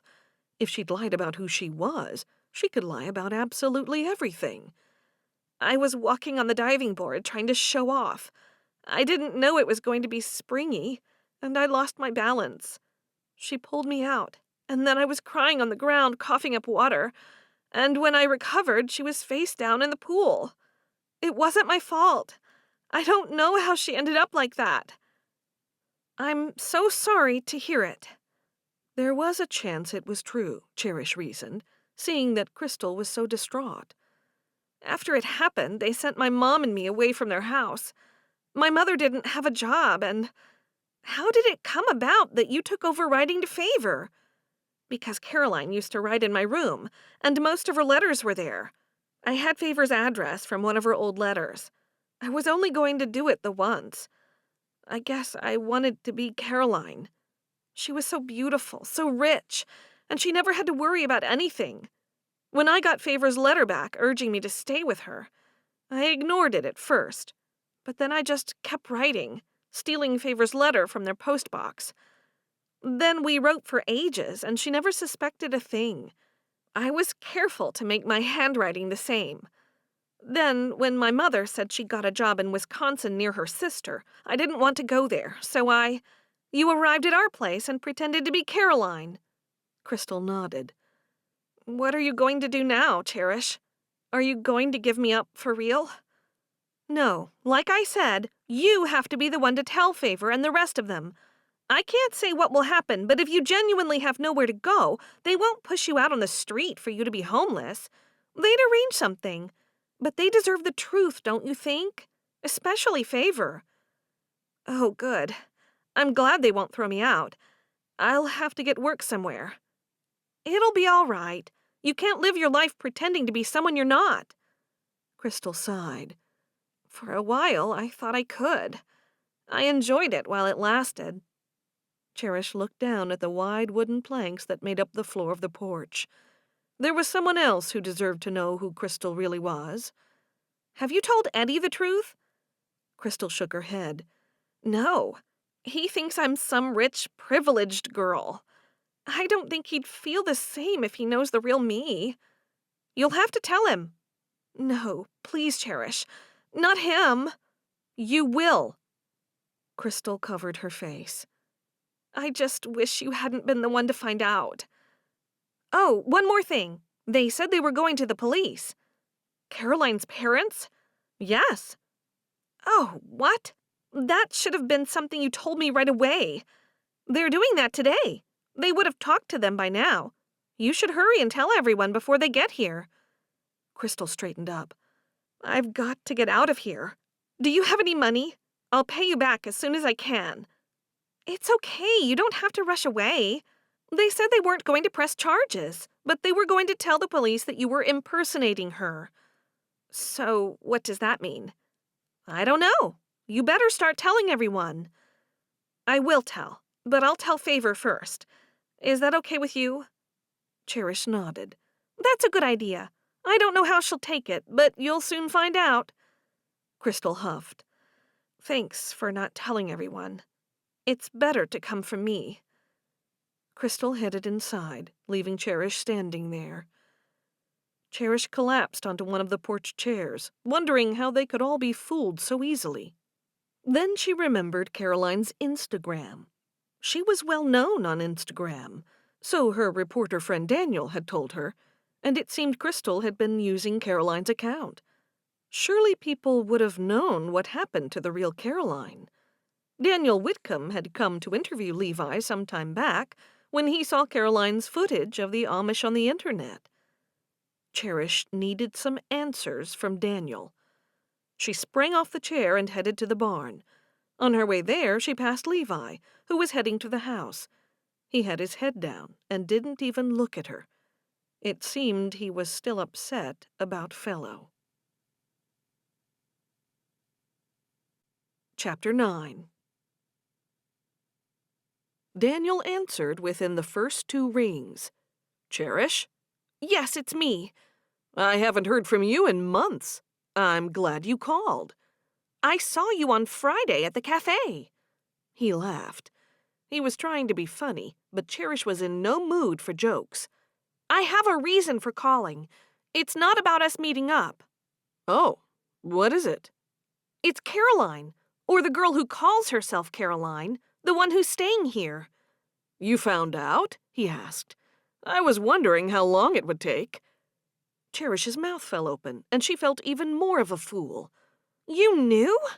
Yes, that's why I asked you about her on Friday. You knew Caroline had died? Yes, I thought I'd heard she'd died, and then I saw this girl posting a clip about your Amish community.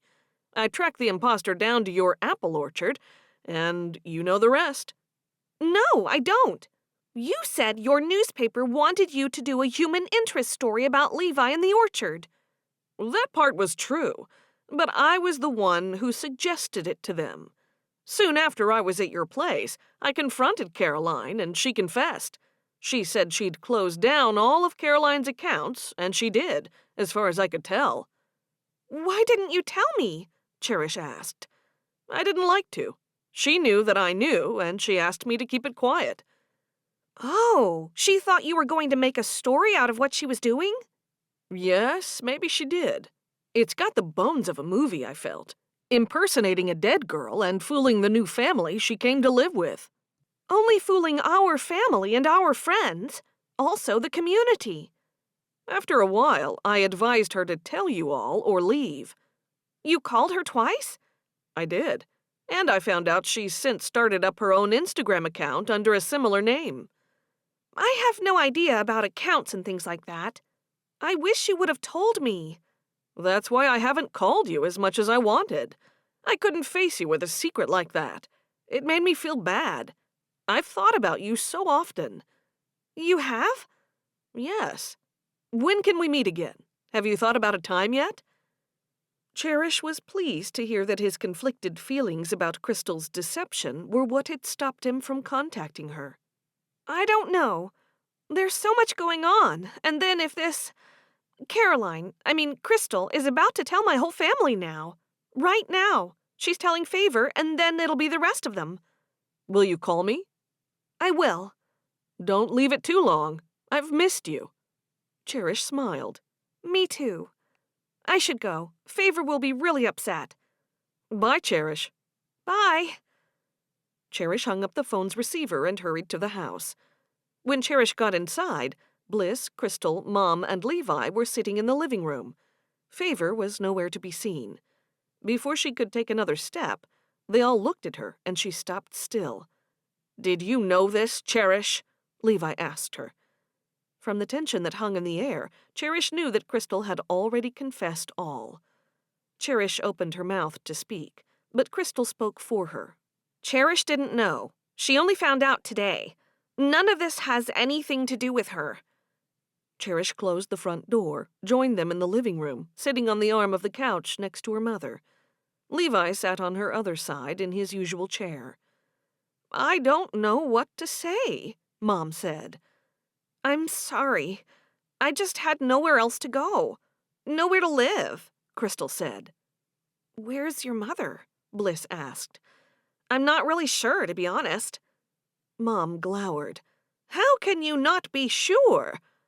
We had an argument before she left, and I don't have her address. We haven't spoken since. A hush of silence swept across the room. Don't you miss her? Bliss asked. Yes, I do. Then you should find her. Crystal looked at Wilma and Levi. I'm sorry I deceived you. My mother and I were living in a hotel room for ages. She finally got a job with her sister in a small town near Wisconsin, and I didn't want to go there. It's too cold. So your aunt would know where she is? Wilma asked. Caroline hung her head. Yes. I don't know what to say. Mom turned to Levi, waiting for him to speak. It is a shock, but we don't know Caroline. We only know you. You're the girl we let stay at our house, and while we're not happy with being deceived, you have told us the truth now. We do appreciate that. Cherish bit her lip. She couldn't believe Levi. Crystal was a liar and a deceiver, and he was talking like he was okay with it. Everyone then turned to look at Favor, who was coming down the stairs. Doesn't anyone care that Caroline died? I've been writing to her for years, and then she turns up lying to me, lying to everyone. Favor pointed to Crystal. I'm sorry, Favor. I know you're upset, and I can't blame you. You sounded so nice from your letters, and so did the rest of your family. Mr. and Mrs. Brunner, I want to thank you for taking me in. What was Caroline like? Mom asked. She was wonderful. I always wanted to be like her. We looked a little alike, but our lives were so different. I got a glimpse into her world, and I promised myself I'd have it all one day. She sighed. I never want to be a maid like my mother, cleaning rich people's houses. That's why I didn't go with her. That's how I would have ended up. I want different things. I want a better life. Favor walked over and sat down on the rug in front of the fire. Will you forgive me, Favor? Please? Okay. I guess I'll have to. Thanks. The two girls hugged. You were happy here, weren't you? Yes. And we're not rich. So is this a better life? It is. You're rich in family and friends. I have neither. You have a mother, Mom said. Crystal made a face. She never wanted me. She kept reminding me that it was because of me that she never got ahead and never had a normal life. She said that I stopped her marrying a rich man because who would want a woman who already had a kid in tow? That's what she used to say to me. I'd hear it all the time. It wasn't my fault. I didn't ask to be born. Cherish couldn't help being a little sorry for Crystal. She already knew that Crystal liked being part of a family. Now that the truth was revealed, it all made sense. That didn't mean she wanted Crystal to stay, though. And no one was saying that she should leave, and that was worrisome.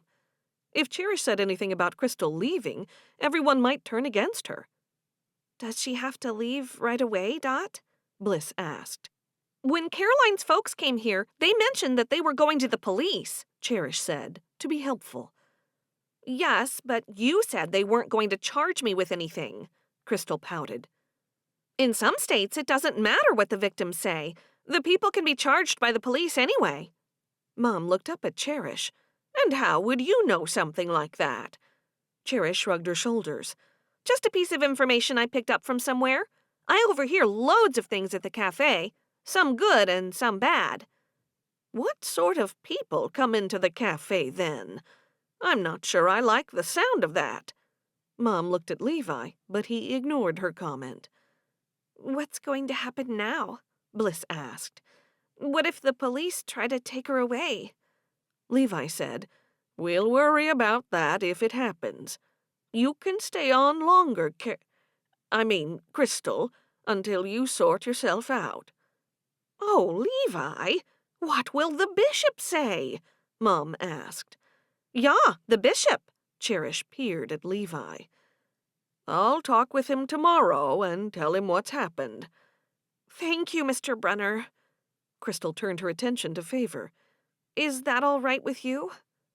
Favor nodded and then looked away.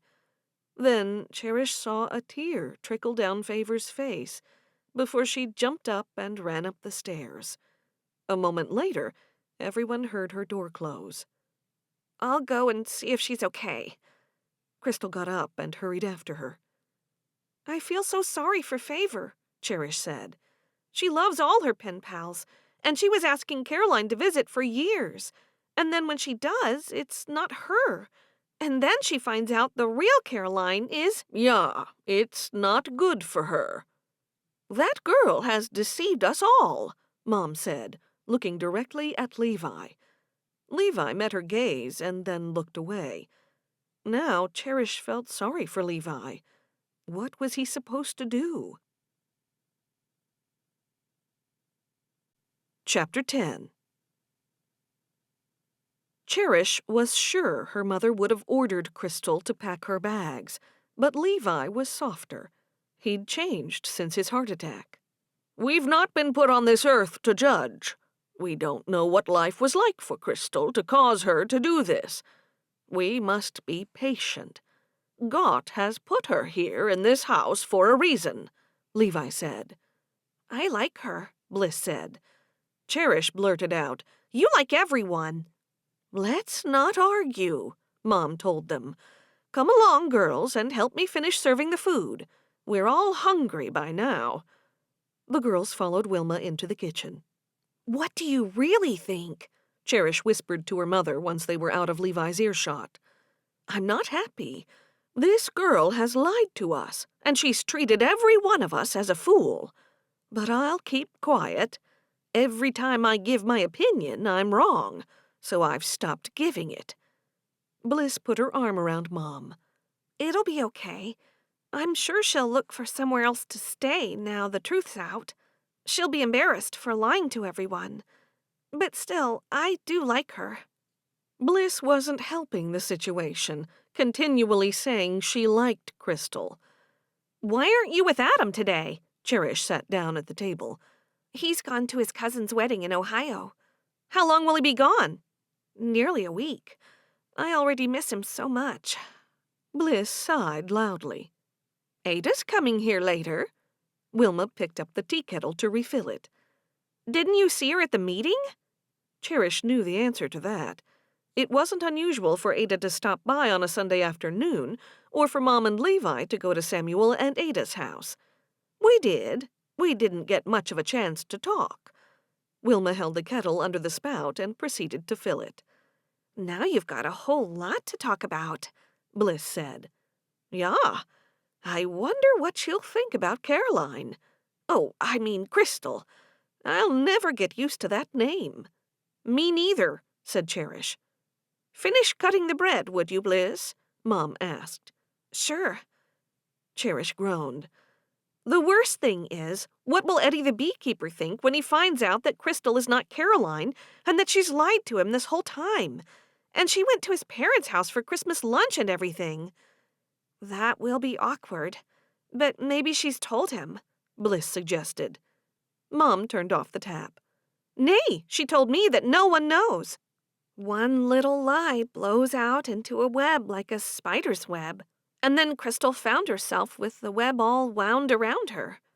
Bliss held out her arms and did the actions to illustrate her words.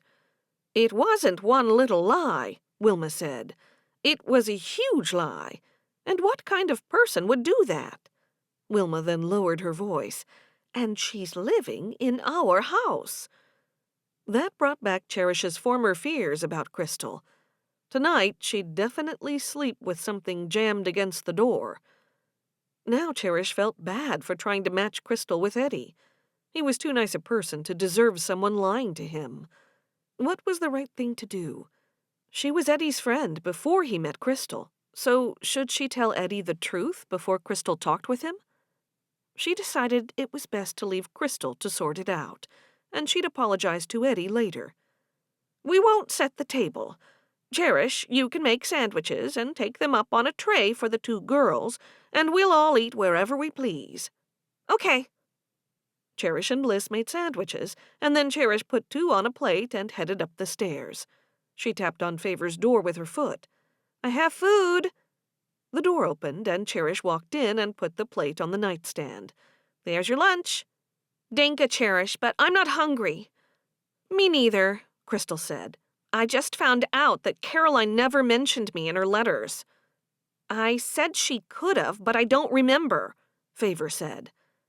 Cherish saw that tears were pooling in Favor's eyes. Are you okay, Favor? Yeah, I will be. It's just been a big shock. I would have liked to have met Caroline's parents. Are they coming back? I don't think so. Sorry. They said they stayed at a bed and breakfast last night, and they didn't say what they were doing after they left here. Oh, except for going to the police.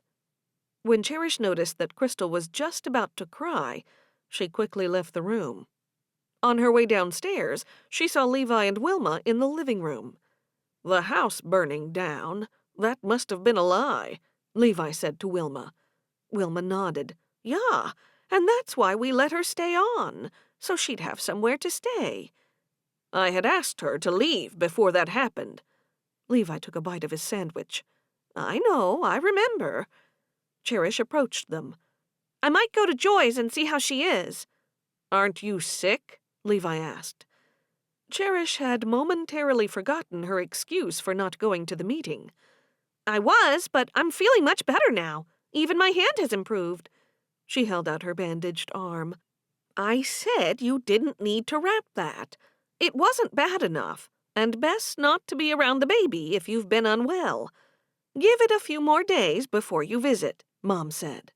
"What you can do if you want to be useful is call Ada for me and tell her... Ask her if she wouldn't mind coming tomorrow instead. Say something has come up, and I'll tell her all about it when she gets here." Cherish sighed. Why was she the one who always had to deliver bad news to Ada? "I will. I only hope she hears the phone from her house." "She nearly always answers," Mom said. Cherish grabbed her coat and headed outside to make the call. After what had happened with the horse, she didn't want them to be any madder at her. That was the reason she didn't argue with them when they wanted her to call Ada. After Cherish had spoken to Ada and successfully avoided answering all the awkward questions about why she wasn't welcome there today, Cherish headed back to the house and quietly went upstairs to her room. She spent the rest of the day in bed.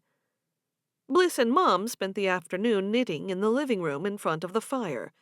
Levi dozed in a chair next to Wilma, and Favor and Crystal hadn't come out of Favor's room in ages. Hope was still out somewhere with Fairfax. Cherish kept getting up every so often to look out her window for the police, but when it got dark, she knew they weren't coming. Perhaps they'd come tomorrow. Chapter 11. The next morning, Florence knocked on the door of the Baker-Brunner house. Wilma opened the door. "Good morning, Florence. Come in." "I won't, thank you. I've only come to find out why no one has come outside to start work."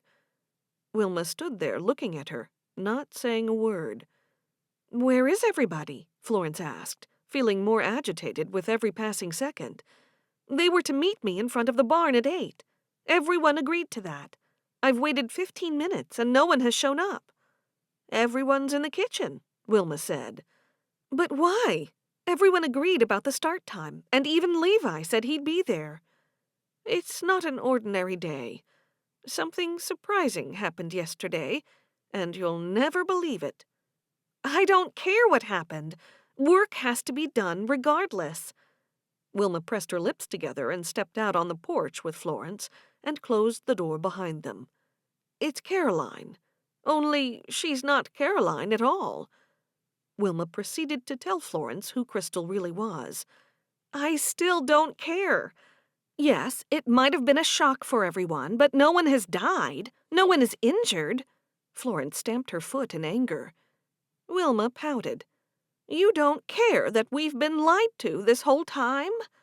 No, it's not an excuse to get out of work. This is our livelihood. If this orchard doesn't produce, none of you will be able to eat. You might as well sell the orchard and be done with it. They can make up for the work tomorrow, Florence. There's no need to panic. They're all too upset to work today, and that's just the way it is. No. Then there'll be another excuse, and then another. Much the same as it's been for the last 2 years, I'm guessing. Florence folded her arms across her chest. She wanted to scream with rage. Why did she need to be the one to make everyone work? Everyone should want to work. I can't understand it. I stood there in your house a few days ago, and all of you agreed to what I said. Now one little thing happens, and you all make it an excuse not to work. Well, everyone's upset, Wilma repeated. Florence said, We have to keep working, day in and day out, with only Sunday off. I know, but Levi and I thought it wouldn't hurt to have just one day. I'm sorry we forgot to tell you. Please be reasonable, Florence. After all, it is winter time. What's the urgency? I never remembered your father being so strict about work at this time of year. No one is having any time off. Florence pushed past Wilma and opened the door. She stormed into the kitchen, and everyone looked up from the breakfast table. 8 o'clock. Everyone agreed to meet me. I waited, and no one came. Sorry, Florence. I completely forgot it was Monday, Levi said. We've had something happen. I know. Wilma told me, and I told her that I don't care. No one is dead, so everyone has to work. I will give everyone 15 minutes to eat and get your work clothes on and meet me outside. Cherish said, Mom said we didn't need to. Your mother has very little to do with this. Mom stood behind Florence. But, Florence, we have to sort out what's happening with Crystal. We don't know. Florence turned toward her. There's a lot of things I don't know, but that doesn't stop me from working. Hope stood up. I'm ready. I guess I'm ready if I'm allowed to stay, said Crystal. Florence smiled, pleased she had some willing workers. All help is welcome. We still don't know what's happening with you, Favor told Crystal. Levi patted his mouth with a napkin and then placed it down on the table. I did want to sort things out today about Crystal, Florence. It's something that I thought should be sorted with some urgency. And I'll need to see the bishop. Okay, Levi, I understand. You and Crystal can stay and work it out. Everyone else can come with me. Not me, though, Wilma said. No, not you. I didn't mean you. Florence was growing more impatient with Wilma by the minute. I'm ready, Cherish said, draining the last of her hot chocolate. Good, let's go. Hope and Cherish, come with me, and Bliss and Favor, when you're ready, you can meet us in the barn. We'll be gathering tools and wire. I hope you've all had a good breakfast, because you'll be working until 2. Cherish and Hope walked out of the house with Florence. Cherish had rarely seen her as angry as this. Once they were outside, Cherish said, Please understand that this is like an emergency. It won't happen again, Florence. It won't happen next week or tomorrow. No, but tomorrow it'll be some other excuse. It's just so frustrating. When 2 o'clock rolled around, Cherish was exhausted, and she couldn't wait to get home to eat, and also to find out if the police had come to take Crystal away, and also to find out what the bishop said to Levi. She found Crystal in the kitchen. She'd helped Mom make soup. Levi still hadn't come back from meeting with the bishop, and Cherish was told he'd been gone for some time. So there have been no visitors here?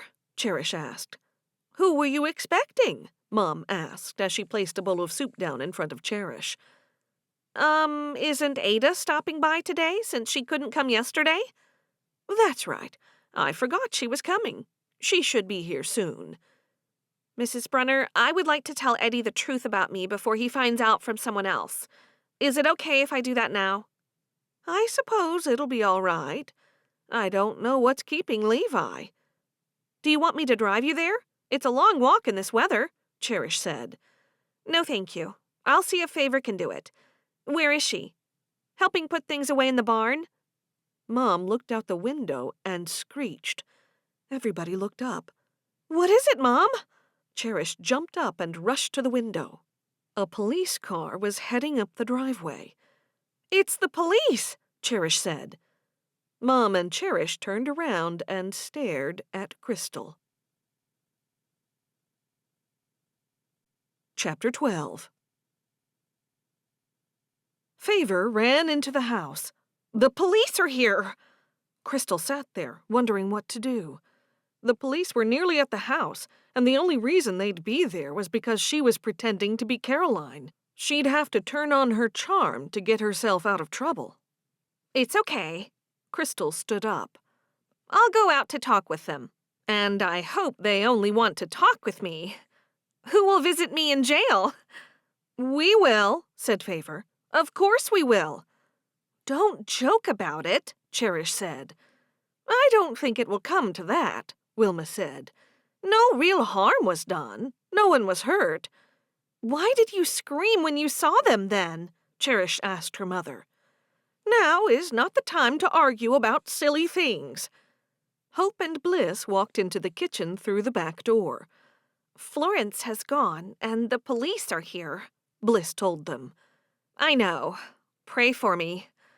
Crystal headed to the door. Favor, Mom, and Cherish followed. She opened the front door just as the two officers got out of the car. There was a male and a female officer. She was disappointed that there weren't two men. Men were so easy to influence. All she needed to do was smile and twirl her long hair around her fingers. Women weren't so easy. The male officer looked up at her. Crystal Jones? Yes, that's me. She closed the door behind her. Wilma and the girls rushed to the living room window and looked out. Cherish knew from experience what to do. She opened the window a crack to enable them to hear better. Are you going to arrest me? Crystal thought it best to act like she didn't know what was going on. Best to get rid of that question first. No, I don't think that will be necessary. We'd just like to talk with you. I'm Officer Bryant, and this is Officer Harding. Crystal nodded and gave Officer Bryant a big smile, and then glanced at the house behind her. I guess we could go to the barn for some privacy. The officers followed her to the barn. Why is she going away from us? Wilma asked. She doesn't want us to hear, Hope said. And we really shouldn't be listening. Under the circumstances, I think we should be, so we'll know who we have living with us. I agree, Mom, Cherish said. Since that's impossible now, I'm going to finish my sandwich. Cherish backed away. When she got to the kitchen, she slipped out the back door and ran to the back of the barn. The temptation was too much. She needed to find out what was going on. Once she was outside the back of Fellow's stall, she lifted out some panels and crawled through. Fellow looked down at her, as though she'd lost her mind. But thankfully, he kept quiet. She moved to the front of his stall and listened. I hope you realize the seriousness of what you've done, Cherish heard the male officer say. I do, and I'm very sorry. I didn't mean anything bad by it. I had nowhere to go. Mr. and Mrs. Avery say that you have been writing to Favor Baker, who lives on this property, since their daughter's death. I'm very sorry. I'll never do it again. How old are you? 18. That's old enough to know better. I know, it was stupid, but I was desperate, and that's why I did it. I won't do anything like it again. The people I'm staying with didn't mind when I told them. I've told them the truth about everything yesterday. They're happy to have me stay on here until I find somewhere else to stay. Well, since you're over 18, we can't tell you where to live. You're free to stay here, but you're not free to break the law. Is there anything else you need to tell us? No, nothing at all. Because if there is, then we'll be coming back, the female officer, who'd been quiet up until now, said. I have learned my lesson. I have. Truly I have. You need to start making better choices. the male officer said. I will. And stop lying, the female officer added. Where is your family? My mother's in Wisconsin. You're not going to tell her about this, are you? No, and that's only because you're old enough to make your own decisions by law. Thank you. I understand. Do you work? No, not yet, but... You should. Yes, I know. I've been thinking about that. Don't give us a reason to come back here and see you. I won't. I promise I won't. Cherish found a small crack in one of the wooden panels. She looked through and saw Crystal looking very demure while twirling the ends of her hair through her fingers. You're very lucky that Caroline's folks didn't press charges. I know. I'll never pretend to be anybody else again. You have my word on it. Good. It sounded like they were finishing up, so Cherish backed out. She lifted the wooden panels and then made her way outside. When she stood, one of the loose panels caught on her dress and then banged back into position, making a loud noise. Cherish didn't wait around to see if she'd been heard. She bolted back to the house, went through the back entrance, and got back into the kitchen. Then she found everyone in the living room still looking out the window. I'm surprised you're all so nosy, Cherish said as she joined them. Shh, they're still talking, Hope said. Everyone else was glued to the window, trying their best to hide behind the curtains. Cherish walked over. Can you hear anything? Nay, it's too muffled. They're coming, Favor said. They all jumped back from the window and sat down on the couch. Cherish moved to open the door when she heard Crystal walk up the porch steps. She looked over, and just as the male officer was about to get in the car, he looked over and gave her a nod. Cherish gave a smile and a nod back. What did they say? Cherish asked when Crystal came through the doorway. Nothing much. They were very nice, and they just told me not to do it again. They said to make better choices in the future. Cherish closed the door. Oh, that's good.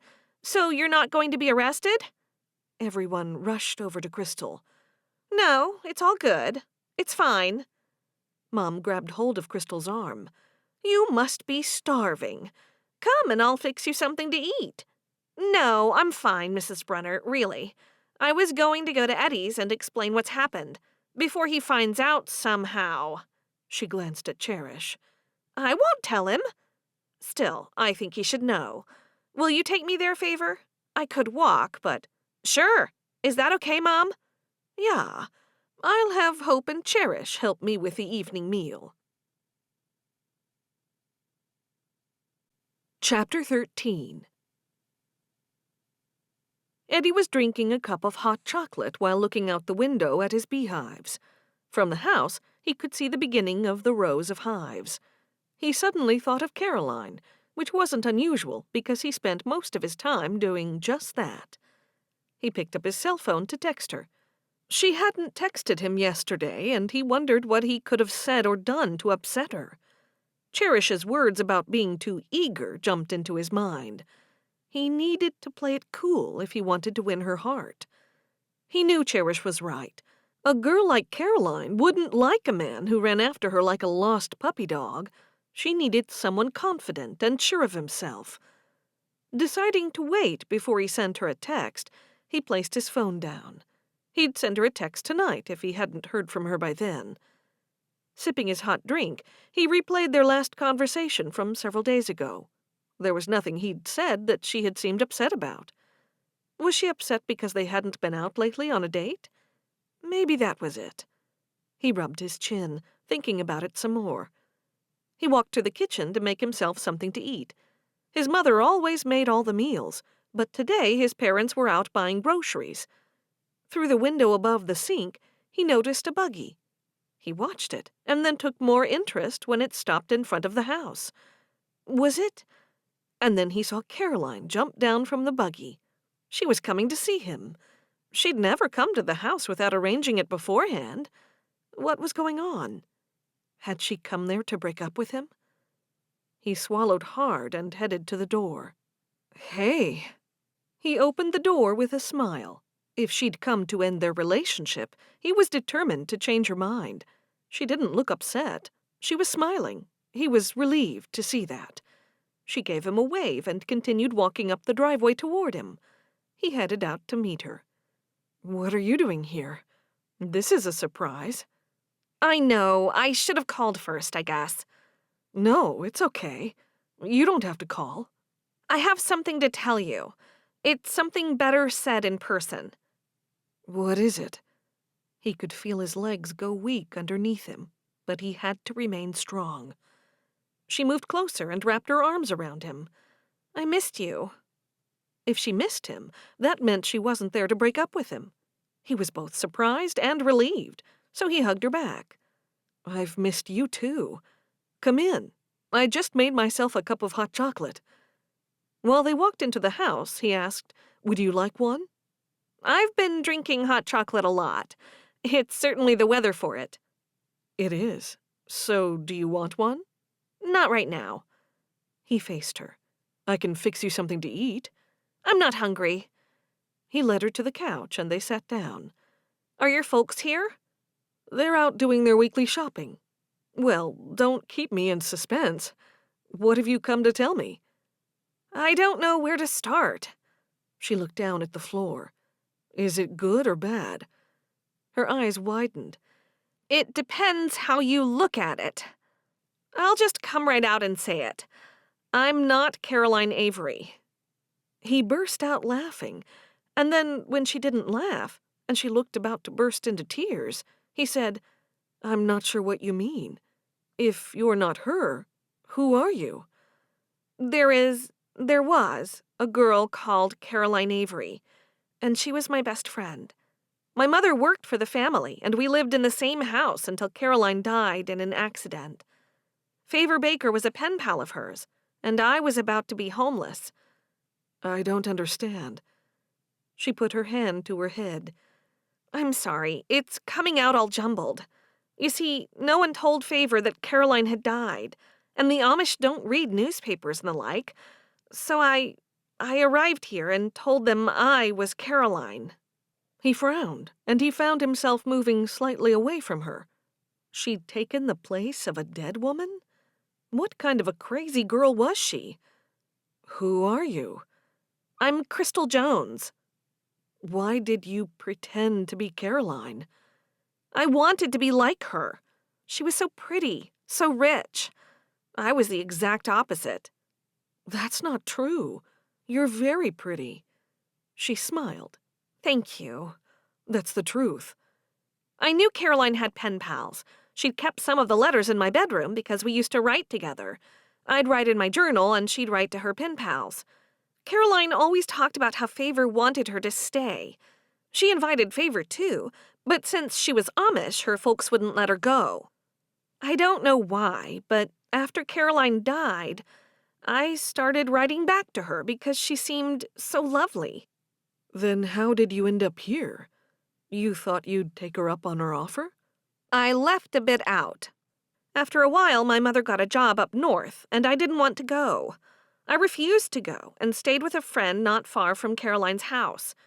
For a while it worked out, until my friend got a boyfriend and I had to move out. "I'm sorry. It sounds kind of horrible." It was. That same day, I got a letter from Favor. I decided to take Favor up on her offer, and that's how it all happened. If I hadn't gone to stay with her, I would have been homeless. "So, up until the point you came here, you weren't pretending to be Caroline?" No, only when I wrote to Favor. I was only going to stay with Favor for a while until I figured out what to do. But then I met you. Everyone knows now. I confessed all. I know it was wrong." He smiled and moved closer. "That all doesn't sound too bad, if that's all that happened." He knew it was bad, but he liked her so much, more than anyone he'd ever met, and he was prepared to overlook her faults. "I need the complete truth from you. If there's anything else, you need to tell me. I can't be in a relationship with you unless you're honest with me." She could barely look at him. There is more. His eyes widened. She continued. I need to tell you the complete truth. And then, if you don't want anything to do with me after that, I'll understand. Right after Caroline died, I used her credit card for a while. You mean you bought things? Nothing much. I didn't buy a car or anything, not even a second-hand one. It was just tiny things, like a cup of coffee or a milkshake here and there. Actually, I did buy some clothes once, but nothing Caroline wouldn't have bought for me if she were still alive. Caroline's family would have paid those bills. That means you stole from Caroline's family. At that moment, Eddie's mother walked into the room. Eddie looked up in shock. She must have come in through the back door. He wasn't expecting them home so soon. Did I hear right? Caroline, you stole from someone? What is this about? His mother asked. Eddie stared at his mother. What rotten timing. Then he looked at Crystal, not knowing what to say to save her. His mother would not like Crystal if she knew the truth. Chapter 14. Eddie kept looking between his mother and Crystal. If he wanted to keep seeing Crystal, his mother had to know the truth. Otherwise, he'd have to keep calling Crystal by the wrong name. We can talk about it later, Ma. No, it's all right. I'm not going to lie anymore, Crystal said, standing up. You stole from someone? His mother asked again. I heard you say it. I'll tell you what I told Eddie. You'd better sit down, Ma. Eddie's mother sat down with Crystal, and she told her everything. She didn't take it well. Her eyes filled with tears. You spent money on your dead best friend's credit card? Then you come here and lie to everyone's faces? Yes, I know it was wrong, but I justified myself somehow. It's good that you admit it. Eddie hoped his mother would be forgiving also. We had you here at Christmas. Crystal looked at Eddie. Eddie knew this wasn't going to work out. Are the police involved? His mother asked. It's okay. They talked to me. I'm not in trouble. It's fine. Eddie's mother stood up and looked at Eddie. Are you okay with this? Yes. She told the truth and apologized. She's sorry for what she's done. That's admirable, don't you think? No, I don't. I'm sorry, but it's not right. Excuse me. Eddie's mother hurried away. Then Crystal jumped up. I'm sorry, Eddie. I never should have come here. Crystal turned and ran out of the house. Caroline! Wait, Crystal! She kept running, and he stopped still when she reached the horse and buggy. He didn't know what he'd do or say if he caught up with her. He'd let her cool down and talk to her in a day or two. He walked back to the house, and once inside, he saw his father was consoling his mother in the kitchen. He grabbed his coat and headed back outside to go for a walk. When Cherish saw Favor and Crystal coming back to the house, Cherish was dying to find out what had happened. From the look on Crystal's face, it didn't go well. Cherish offered to unhitch the buggy, and Favor gladly accepted. As soon as Cherish was finished, she wasted no time getting to the phone in the barn so she could call Eddie's cell phone. He answered immediately. Are you okay, Eddie? Yes.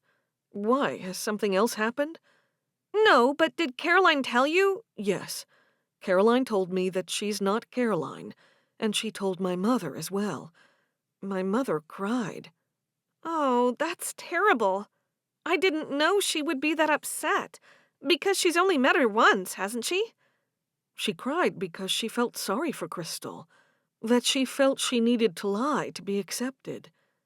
Yes, that is pretty sad, said Cherish. Nah, I've been fibbing. Kind of to myself. Just trying to make the situation sound better. She cried because she doesn't like Crystal. She was horrified that she'd steal from her dead friend, and I was pretty shocked as well, I don't mind telling you. Crystal had obviously given him a sad story, but it sounded like the real Caroline was the one with the sad story, and she was no longer around to tell it. Where do things stand with you now? Cherish asked. Has she said anything about me? No, she doesn't speak to me much. She did seem upset just now when she got back. We get along, and there's chemistry there, so I can look past it. Everyone makes mistakes. She didn't really lie to me. Well, I suppose she kind of did, because she kept it from me. When we met, the lie was already in place. I guess. So your mother was really upset? Yes. How did your family take it? My stepfather was shocked, I could tell, but he was nice about it. I think they're going to allow her to stay. It's up to the bishop, though. Levi's seeing him today. And what about Favor? She's upset, too. But we'll get over it. Favor's upset because she'll never meet the real Caroline, but she's still friends with Crystal. So, you really like Crystal? Yes, she's the nicest girl I've met. Good. I know she likes you, too. Does she? Yes, you must know she does. I was hoping. Cherish heard a buggy and took a step back to look through the barn door. It was Ada and Samuel. I have to go now. Thanks for calling, Cherish. I appreciate it. Cherish didn't know how to answer, so she ended the call. By the time Cherish walked outside, Ada was in the house and Samuel had stayed in the buggy. She walked over to Samuel, wondering if Mom had already told them what had happened. Perhaps she'd called them. They each had phones in their barns, so it was possible. Hi, Samuel. Hello, Cherish. We didn't see you at the meeting yesterday. I know, I wasn't feeling well, but I'm better now. I even worked in the orchard today, a little. That's good. Yeah. Are you all right, Cherish? You look like you've got the weight of the world on your shoulders. You'll soon find out. He raised his eyebrows. What's happened? I shouldn't be the one to say. But you will, won't you? Cherish glanced over at the house.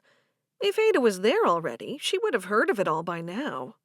Cherish told Samuel the short version of what had transpired. Well, that is a shocking story. It's true. I'm not doubting it's true, but something can be both shocking and true. Cherish nodded. I guess so. I just don't know about this whole thing. I'm shocked, and I feel a bit bad because Favor's so upset. Her best pen pal died and has been impersonated by Crystal. I don't know how you girls do it. There's always something going on in this house. They should rename this apple orchard the Orchard of Surprises. I don't think it sounds like a very good name for an apple orchard. He chuckled. Maybe not. Maybe just stick with the Baker Apple Orchard. Yes, because Baker's our family name. I'll see you inside. We're not staying. Oh, I was wondering why you were sitting there and not coming in. Ada's just brought some food. For us? That's right. I'll see you later, Samuel. Bye, Cherish. Cherish left Samuel and walked to the house, entering through the back door. When she got to the kitchen, Ada and Wilma were already deeply engrossed in a conversation. Ada looked up at Cherish. And this time it had nothing to do with me. Cherish had guessed what they were talking about. I believe so, Ada said. That's not quite right. I'm sure it had something to do with you, Mom said. Cherish ignored her mother's comment. What's happening? I just brought a casserole and some other food for the family.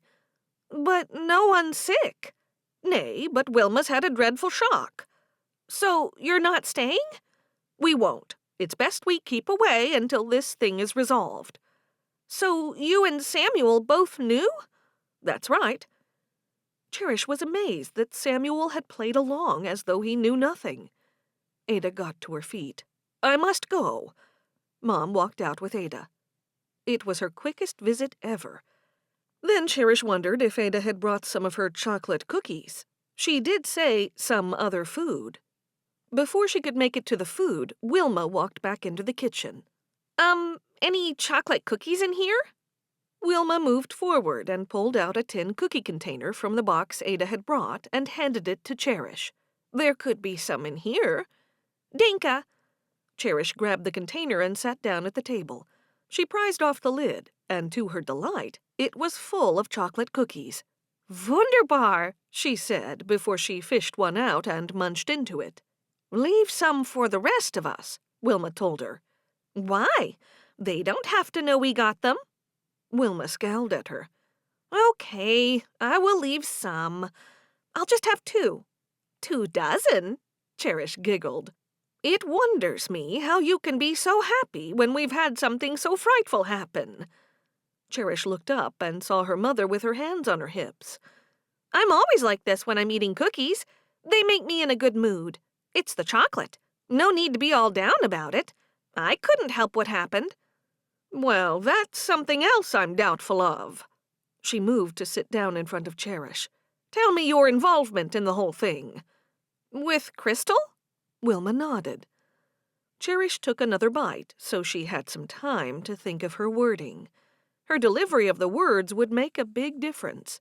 You see, I was concerned that Caroline's parents might not know she was here. I knew she was lying about the house burning down, and I thought, what else is she lying about? If you knew she was lying about her house burning down, why didn't you tell us? I didn't feel I could. People around here don't trust me. They think I'm a troublemaker, so that's why I didn't say anything. I'm so sorry you couldn't tell me that. Cherish took another bite, wondering whether her mother was seriously sorry or whether she was being sarcastic and was about to follow it with something horrible. A girl should always feel she can talk to her mother. Could you talk to yours? Cherish asked, diverting the attention away from herself. Not much. The relationship was one where she was always telling me what to do. I ended up keeping things from her. I could have used her advice, but I was too scared to talk with her. I'm glad you're not like that. Wilma smiled. I'm so pleased we can talk to one another from now on. We can, can't we? Yeah, Mom, we can. Cherish reached for her 4th cookie, but Wilma whisked the tin away and replaced the lid. Chapter 15. When Levi arrived home from the bishop's house, Favor was looking out the window. She'd been watching and waiting in that same spot for at least half an hour. She ran out the door and was right there as he stepped down from the buggy. How did it go? Favor asked. Can she stay? I'll tell you, and everyone else, when we're sitting at the table for the evening meal. Can you give me a hint? Crystal and I have been waiting for hours to hear whether she'll be sent away or not. Nay, I'll wait until everyone's together, since this is a matter that involves everyone in the family. I understand.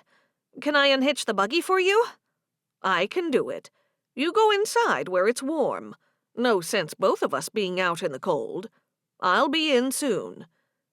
Cherish had listened from the front door of the house. It didn't sound like good news if he was delaying the telling of it. Favor walked back to the house. Did you hear that? She asked Cherish. Yeah. What do you think? Favor whispered. Cherish didn't want her to get her hopes up. It doesn't sound good. I know.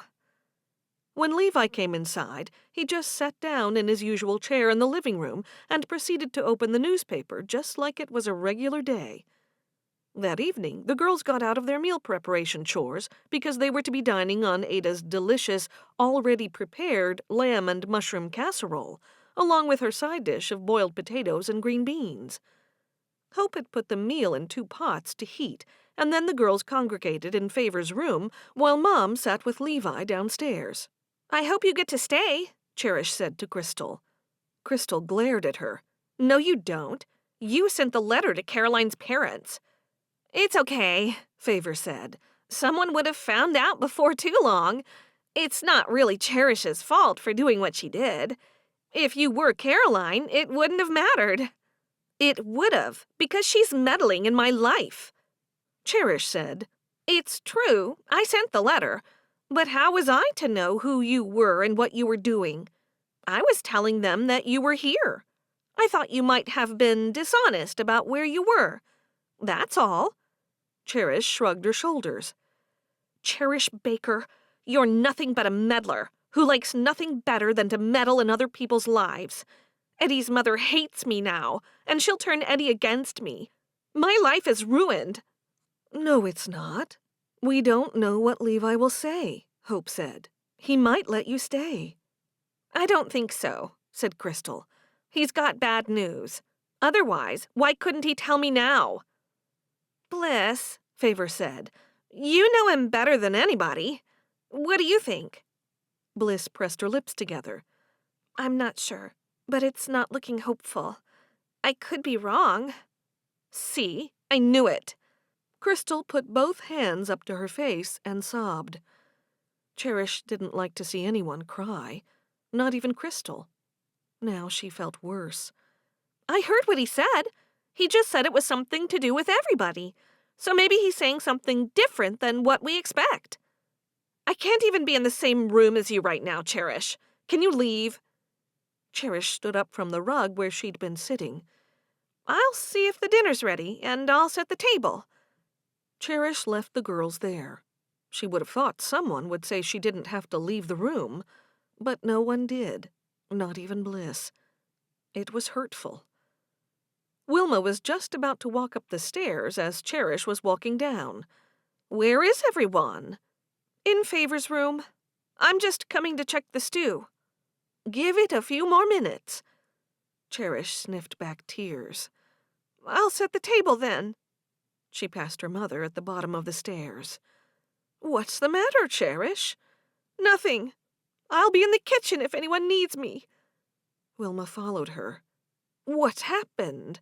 Nothing. Was someone mean to you? Wilma asked. Not really. Was it Crystal? The last thing she wanted was to get Crystal in trouble. Her sisters would hate her more than they already did. She's just upset because Levi's back from the bishop and he won't say whether she can stay or not. He's waiting for the evening meal. Wilma nodded. I know. Has he told you what the bishop said? Of course, I'm his fra. Well? I can't say. Wilma pressed her thin lips together. Cherish knew for sure that Crystal would have to leave, and then everyone would blame her. It was so unfair. I don't like the sound of that. Neither did I like the sound of a deceiver being under our roof, Wilma whispered to her. I keep having to stop and remember what her name is. Yes, I know. It's so hard to remember she's not Caroline. Cherish lifted the lid and saw the stew bubbling away. It smelled so good that it made her hungry. Eddie's mother was so upset when she found out. I hope she wasn't too upset. We really got along well. She loves me. She's such a nice person. Nicer than me? Wilma asked. No one can be nicer than you, Mom. Wilma chortled. Cherish put the lid back on the stew. It seems ready. You stay here. I'll tell Levi and the girls. Dinka, Mom. Cherish took a deep breath before she went about setting the table. How long would it be before Favor and she were back to normal? Back to being how they were before Crystal arrived? Chapter 16. Tonight, there were no guests for dinner. It was only family. After the prayers of thanks for the food were given, everyone stared at Levi. He simply passed the bowls of food so everyone could help themselves. The room was silent except for the sound of serving spoons hitting bowls. Crystal, where is the rest of your family? Once Levi spoke, all eyes were on him. I only have my mother and my aunt. My mother moved to Wisconsin. He picked up his knife and fork and then looked up at her again. I think you should call her and join her in Wisconsin. That would be best. Dot, is that what the bishop said? Bliss asked. The bishop and I discussed it. We both decided what was best.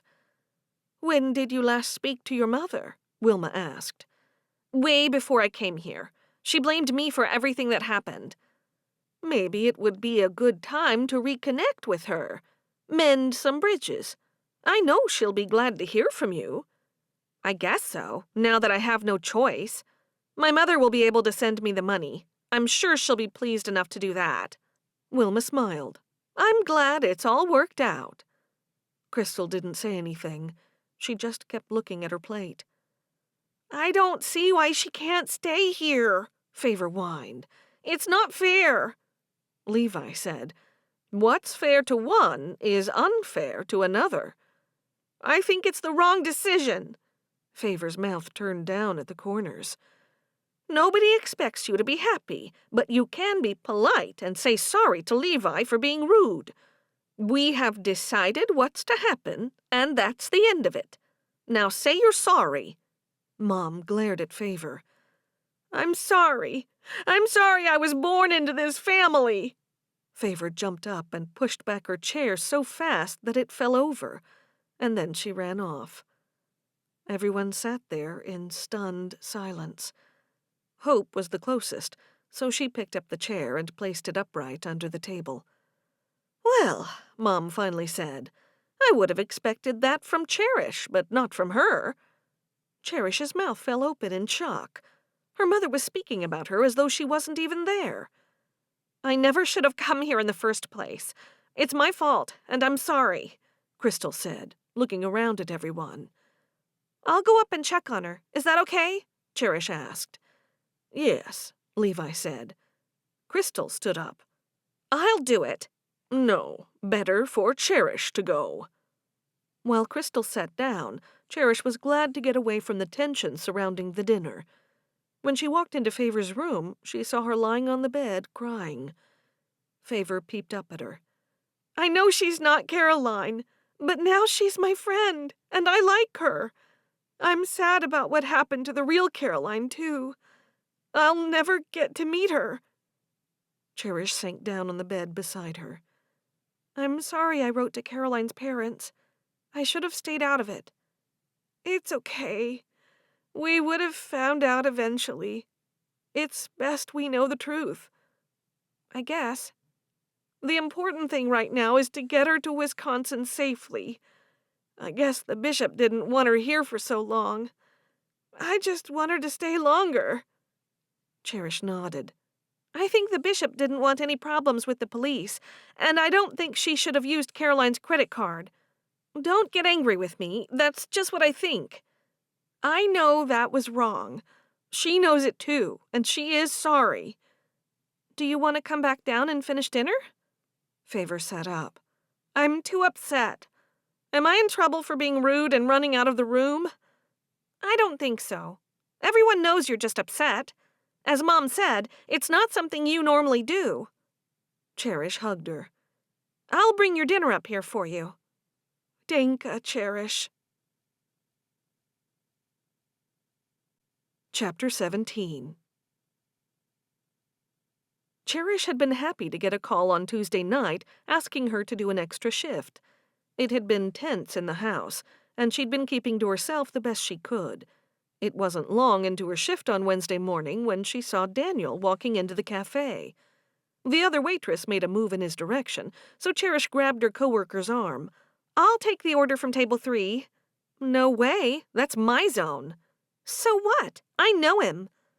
The girl looked in his direction and smiled. And I'd like to know him. Just do it. Cherish moved in front of her. I'll give you his tip. Fair enough. Good morning, Daniel. How did you know I'd be here today?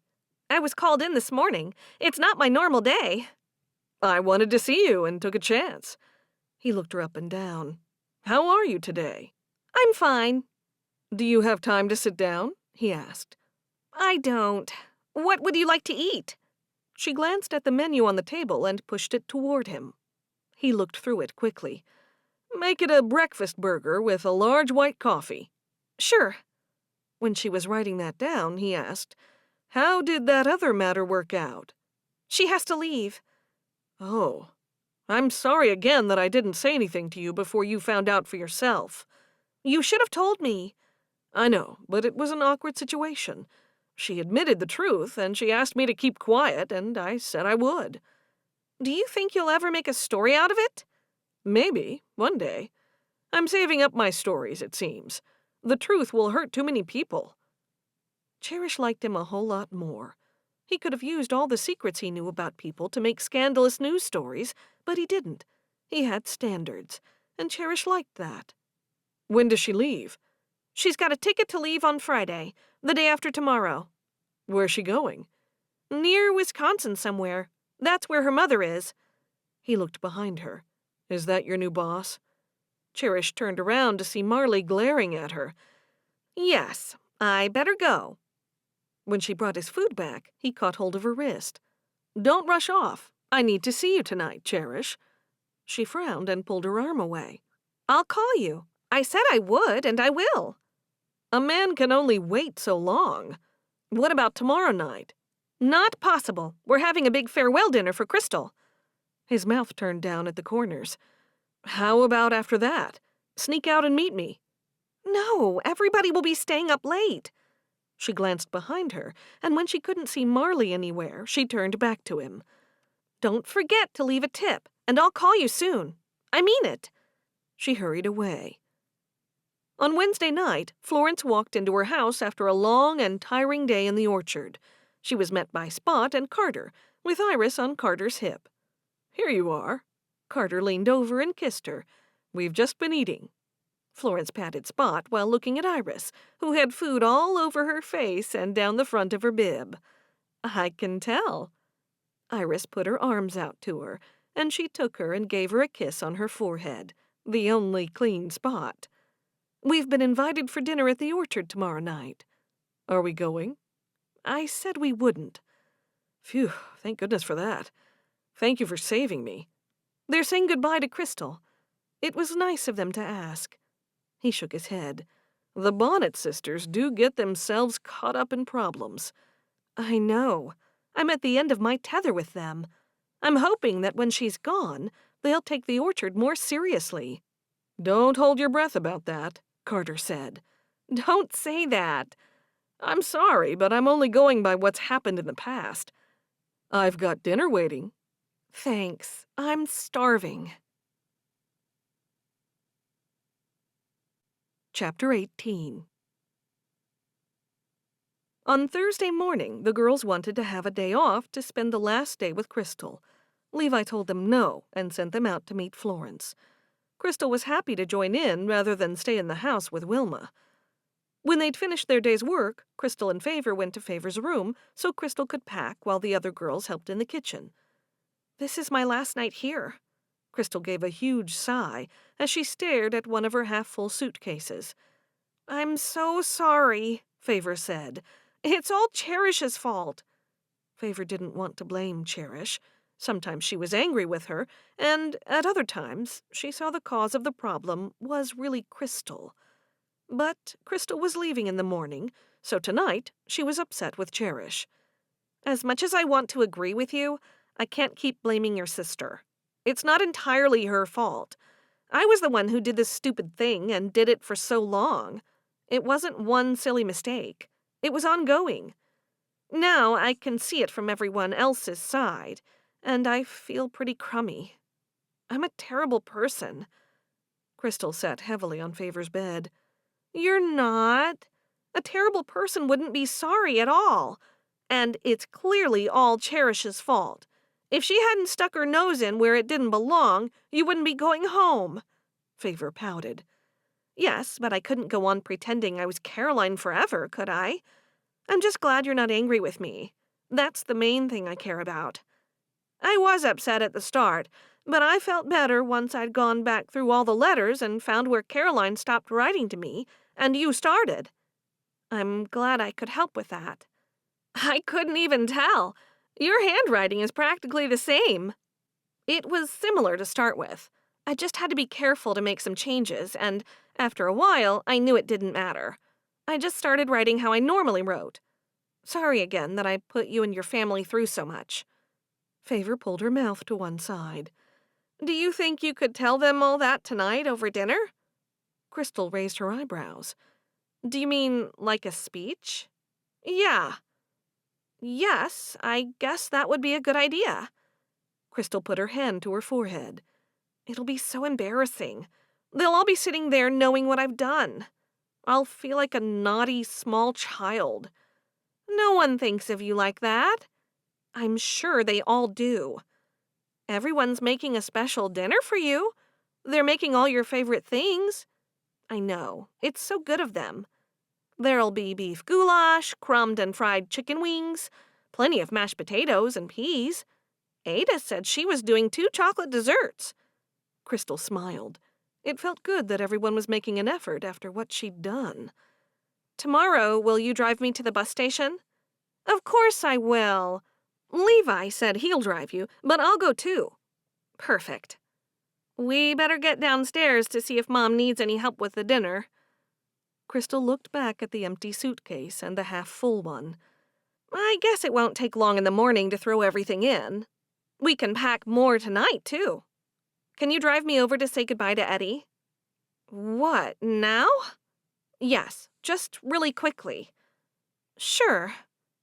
Crystal got off the bed, and the two girls headed downstairs. After her workday in the orchard, Cherish had made herself busy cleaning the house so it would be nice for Crystal's last night. She'd found out that Isaac and Joy weren't coming. Neither were Florence and Carter. As she was counting out the cutlery to set the table, she turned to Bliss, who was helping Wilma in the kitchen. Bliss, is Adam coming, or is he still at the funeral? Oh, Cherish, he wasn't at a funeral. He was at a wedding. Bliss stared at Cherish, looking horrified. Wedding, funeral, it's pretty much the same. I always get the two confused. Mom put a saucepan down on the stove. Cherish, how can a funeral and a wedding be the same? It's an event, a big event that people travel to. In my mind, it's kind of the same thing. As long as it's not your own, anyway. Bliss said, You know Adam's back. I told you, remember? Yeah, that's right. So is he coming for dinner? Of course. And Mom, I guess Fairfax will be here too? Yeah, of course. Cherish sighed. Well, how am I to know? They're always here, Bliss said. Then Ada and Samuel will be here too. Before Mom or Bliss could speak, Cherish mimicked them. Of course. Cherish looked up from setting the table, and she saw Mom and Bliss exchange glances. It was unsettling to see Bliss getting on so well with Mom. It felt similar to the way Crystal monopolized favor, but Cherish put that out of her mind for the moment, because tonight she would enjoy seeing the last of Crystal. Chapter 19. Meanwhile, Crystal was heading out in the buggy with Favor to say a special goodbye to Eddie. She'd texted him and arranged to meet him outside his house. He told her he'd meet her on the road in front of it. He's walking over, Favor said when she pulled up the buggy. Crystal knew she wasn't welcome in the house. No matter what spin Eddie tried to put on it, his mother didn't like her now. And if she didn't like her, that meant Eddie's father wouldn't either. It wasn't good for their relationship, but neither were all the miles that would soon keep them apart. Thanks, Favor. I won't be long if you can wait. Sure.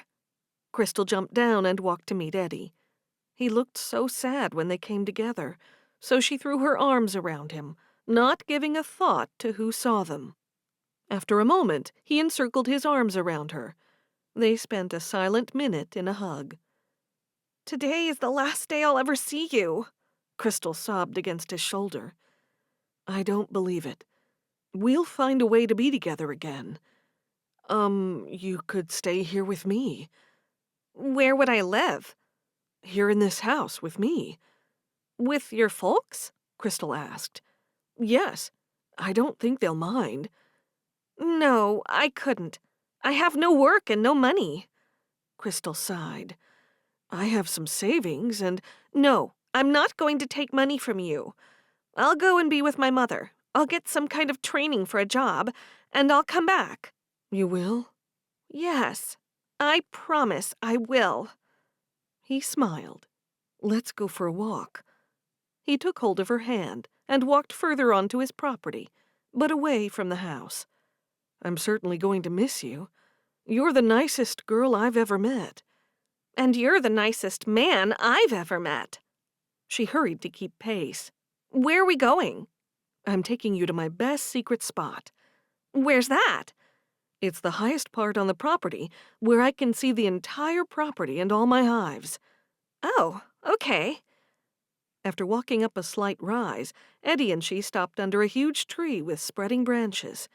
Here we are. Crystal looked around. He was right. From there, they could see everything, and even a glimpse of the Baker apple orchard. He reached into his trouser pocket and pulled out a small box and handed it to her without saying a word. "What's this?" she asked as she took the box from him. "Open it and find out." She stared down at the gold cardboard box that fitted into the palm of her hand and took off the lid. It was a golden bee with a red back and jeweled green eyes. A bee! She picked it up and saw it was on a chain. Oh, it's a necklace. It's the most delightful thing I've ever seen. He laughed. "That's just something to remind you of me." I won't forget you. You didn't need to give me anything, but I'm glad you did. It's so cool. Will you put it on for me? She handed it to him and clutched the empty box in her hand. "Turn around." She turned around, and with her free hand held up her long hair while he fastened the catch. "There, all done." She faced him and then looked down at her bee. Thanks again. It's beautiful. "I was looking for something nice, and I saw this in the jeweler's window. They said they only got it the day before, and they only had the one." Wow, what are the chances of that? How does it look? "Perfect." It's the nicest thing anyone's ever given me. I'll wear it every day and never take it off. He chuckled. "You don't have to do that." She fiddled with it. I know, but I want to. I didn't get you anything. "You didn't have to. I'll come to visit you." You will? "Yes." I'd like that very much. I don't want to leave. I guess I'll have to stay there a while and get a job. Unless I can work somewhere else. Crystal sighed. I don't know what I'm going to do or where I'll end up, but I will keep my promise about returning. "Don't worry about it too much. Everything will work out. I've got full confidence that everything will be good." In a funny way, so do I. They're putting a dinner on for me tonight. All the family will be there, and Hope and Bliss's boyfriends, and Wilma's best friend and her husband are coming too. That sounds like a lot of fun. Oh, I should have asked if you could come. I'm sorry, I didn't even think of it. Don't worry about me. I'm not much good with crowds. Sounds like there'll be too many people there for me. Me neither. I don't like being around a lot of people. Should I say goodbye to your folks? They're not here. Crystal gulped. Is that because they knew I was coming? He shook his head, but didn't say anything else, so she knew what she said was the truth. Will you walk me back to the buggy? I sure will. Hand in hand, they walked back, and when they got back to the buggy, she gave him a quick kiss on his cheek. She would have waited and hoped for a better and longer kiss, but Favor was right there in the buggy. As the buggy moved away, Crystal looked back at him, waving. He stood there waving too, until the buggy was out of sight. Chapter 20. That night, when everyone was gathered around the large dinner table enjoying the first course, Crystal cleared her throat and then tapped on the glass with her fork, just like she'd seen people do on TV. Everyone stopped talking and looked at her. I'd like to make a speech if I might. Crystal looked at Levi, and he gave her a nod. She stood up, scraping her chair along the floor as she did so. First of all, I want to apologize to each and every one of you for what I did. I feel so embarrassed, and quite stupid, really. Samuel chuckled. I'm sure we've all done stupid things. Ada stared down her nose at him as though she was about to tell him to speak for himself, and that she'd never done anything stupid. He cleared his throat and then kept quiet. We never would have met you if you hadn't done what you did, Crystal, said Favor. That's not an excuse, Ada said firmly. Favor hung her head. I know. Crystal continued. And I thank you all for forgiving me, and for preparing this lovely dinner for me. And I want to thank everyone for coming. I really do feel embarrassed, and I really am very sorry. It's been lovely getting to know you all. It's been the best time of my life. Thank you. Levi leaned over. Have you forgotten something? Crystal blinked her long lashes a few times. No, I don't think so. And you'll never do anything like that again? No, course I won't. I'll never do anything like that again, Mr. Brunner. You can be certain of that. I believe it, said Samuel. Me too, said Favor. I liked that, Crystal. Those were very nice words, but I hope you meant them. Ada stared at her intently. I meant every word. And we will pray for good things to happen to you as you join your mother, Ada said. Yes, I'm not too sure what I think about that. It'll be a bit lonely since I've been living with so many people for so long. I wish I had a baby rabbit to give you, Bliss said. Then you would always have a friend. Wilma put her fork down and threw her hands in the air. No more rabbits! Everyone laughed. Bliss smiled. Okay, Mom. There won't be any more baby rabbits. But when I'm married and have my own home, I will have lots of baby rabbits. I'll have big ones, little ones, and all different colored ones. Cherish looked at Adam to see if he'd agree, but he kept quiet and continued eating. It seemed he didn't agree. Did that mean he didn't agree that he'd also have rabbits because they'd be married to each other? Or was Adam growing tired of Bliss? Cherish stored that idea in the back of her mind. What you should do is open a rabbit sanctuary, Samuel told Bliss. You can take everybody's unwanted rabbits and find homes for them. I'm surprised you could say that, Samuel, with you being raised on a farm. All rabbits should be shot on sight, Wilma said. They're nothing but vermin. I didn't even know that anyone kept them as pets until Cherish stupidly brought one home for Bliss. I agree. They're so bad for farms and orchards. I mean, what is the point of rabbits? Ada asked. The same as the point of a dog or a cat, said Bliss. They're cute, and you can look after them, and they give so much love in return. That's not so, said Wilma. Our barn cats ignore us, and they're not cute. They're old and cranky. Cherish didn't want to be kept out of the conversation. There's a saying that dogs are always best friends. I think the expression is the dog is a man's best friend, Cherish, Samuel told her. I guess rabbits are too, Bliss said. They're vermin, Ada said, while Wilma nodded. Vermin, vermin, Timmy echoed, causing everyone to laugh. Cherish looked at Wilma. Slowly, Crystal sat down. Either she was finished with what she was going to say, or she figured if she waited to get a word in, all the food would have been gone. Later that night, when the guests had gone home, the girls went outside to talk. As usual, Crystal was smoking.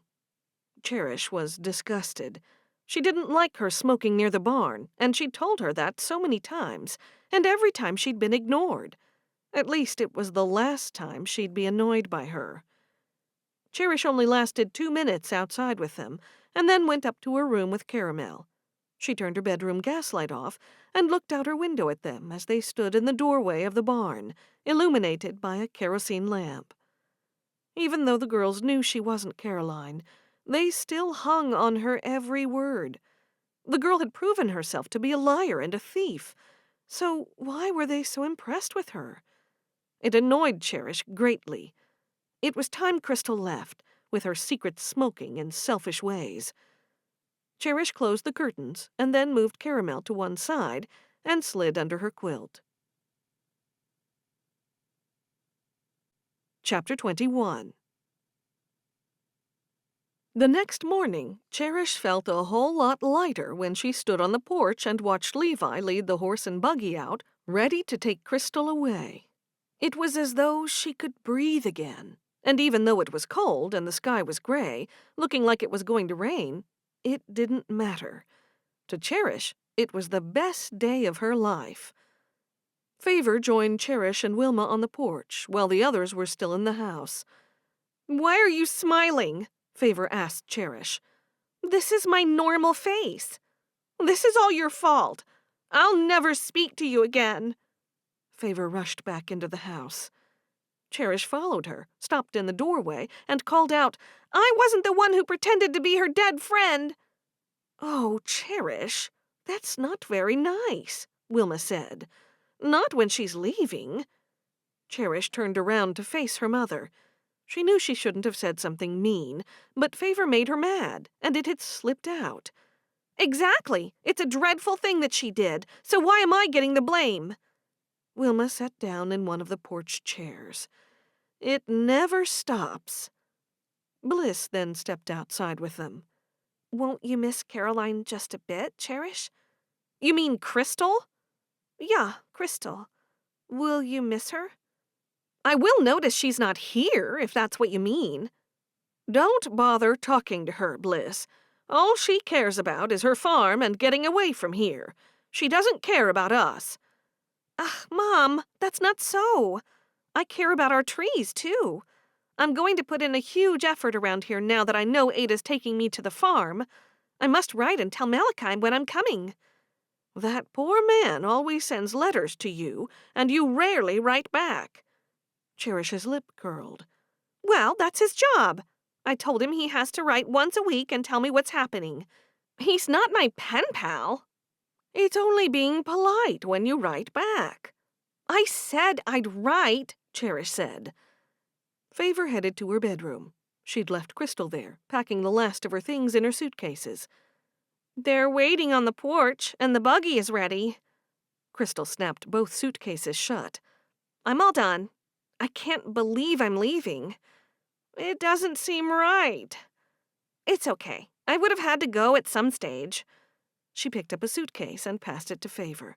Here, carry this downstairs for me. Okay. The two girls headed down the stairs. Hope was waiting in the living room. You will write to us, won't you? Of course she will. She'll write to me, and I'll show everyone the letters. Wilma stood at the front door. We do hope everything will work out for you. Thank you, Mrs. Brunner. I know some of you will miss me. Crystal didn't even look at Cherish when she stepped outside onto the porch. We all will, Favor said. It's going to be so weird, going to a place I don't know. See it as an exciting change, Wilma said. You might even like it there, added Hope. But I don't think I will like it as much as here. And you can always come back here if you get yourself a job here and a place to stay. Wilma smiled at Crystal. Yes, it will give me something to work toward. Thanks. That makes me feel better. Cherish stared at Crystal's face, not knowing if she was being sarcastic. Life sure would be different with Crystal gone. Now she had Favor to herself. But what good would that be if Favor was constantly crying and being sad about Crystal? If only she didn't feel so impossibly guilty for writing to Caroline's parents. Oh, Bliss, fetch the things I made for Crystal from the kitchen. Mom told Crystal, I made you sandwiches and a thermos of tea for your journey. Thank you, Mrs. Brunner. That's wonderful. Levi left the horse and buggy and approached them. And of course we'll give you money for the trip, Levi said. It's not necessary. I have money. My mother sent it to me. I'll still give you some, said Levi. I can't have you leave empty-handed. Thank you. You didn't have to drive me to the bus stop. I could have got a taxi. No, we will drive you into town. From there you can get the bus to the Greyhound. Yes, I know. Thank you. You're not going to write that book, are you, Crystal? Cherish had to ask the question, and best it was done in front of everybody. That's a dreadful idea, Hope said. That would upset everybody in the community. What's this I hear about a book, Crystal? Mom asked, as Bliss gave Crystal the bag of goodies. Nothing. She looked down at the bag. Thank you for this. Yes, it was something, Cherish said. Crystal once said something about a book, but I'm sure she was joking. Yes, it was just a joke. Don't worry. It was only a joke that I would write about my stay here. Wilma simply said, No. Crystal looked down. Okay, I won't. Of course you won't. I never thought you would do any such thing. Will you be warm enough? Levi asked Crystal. Yes, I'll be on the bus and away from the cold wind. The bus will be kept comfortable. Call us when you get there, won't you? Asked Wilma. I will, as long as it's not in the early hours of the morning. Who knows when the Greyhound will get in? Anything could happen. Now Cherish doubted Crystal was going to join her mother. She could be going anywhere. Surely she would have known the time the bus would get there. The ticket agent would have told her, and Greyhound ran pretty much on schedule. We have to leave now if you're to catch the 8 o'clock bus, said Levi. I'm ready. Crystal hugged everyone in turn. Lastly, she gave Cherish a quick hug, and then Favor and Hope carried her bags to the buggy and put them in the back. Everyone stood in a row and waved to Crystal, Levi, and Favor. "Here's Florence," Hope said, when the buggy was halfway down the driveway. "Oh, what is she doing here today?" "We're working today, Mom," Bliss told her. "Yes, but Levi and Favor will be gone for half the day."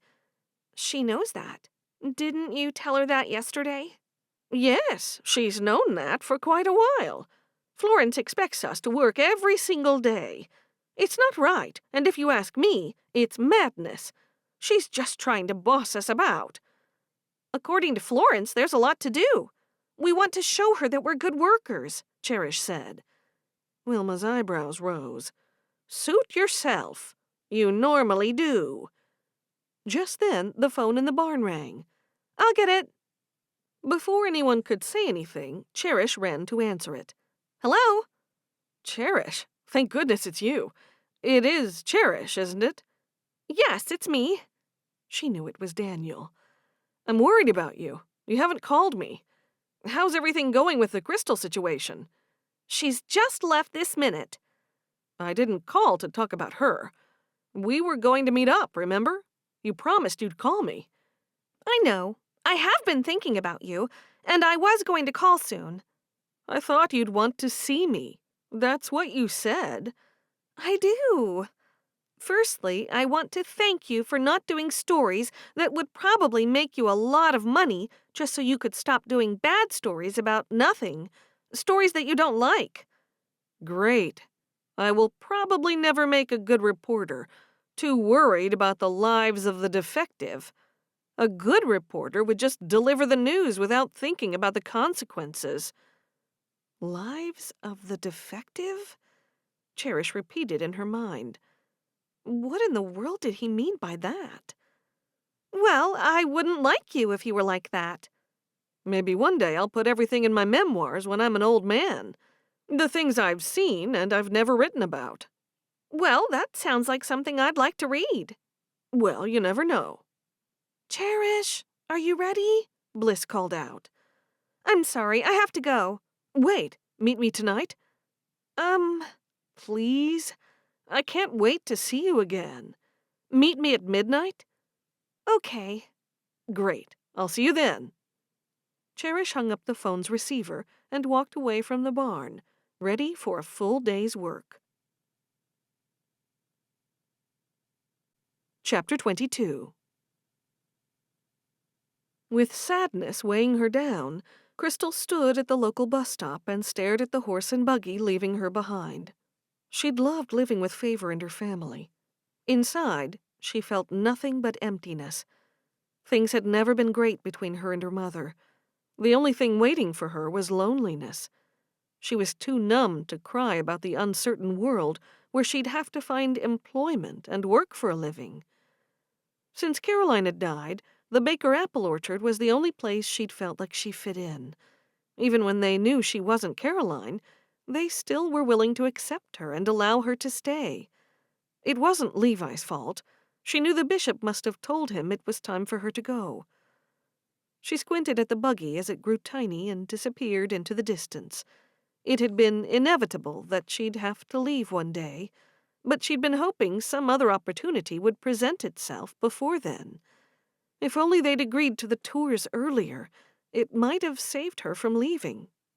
As Crystal looked down at her golden bee necklace, she silently vowed she'd return. Eddie and the Baker-Brunner family hadn't seen the last of her.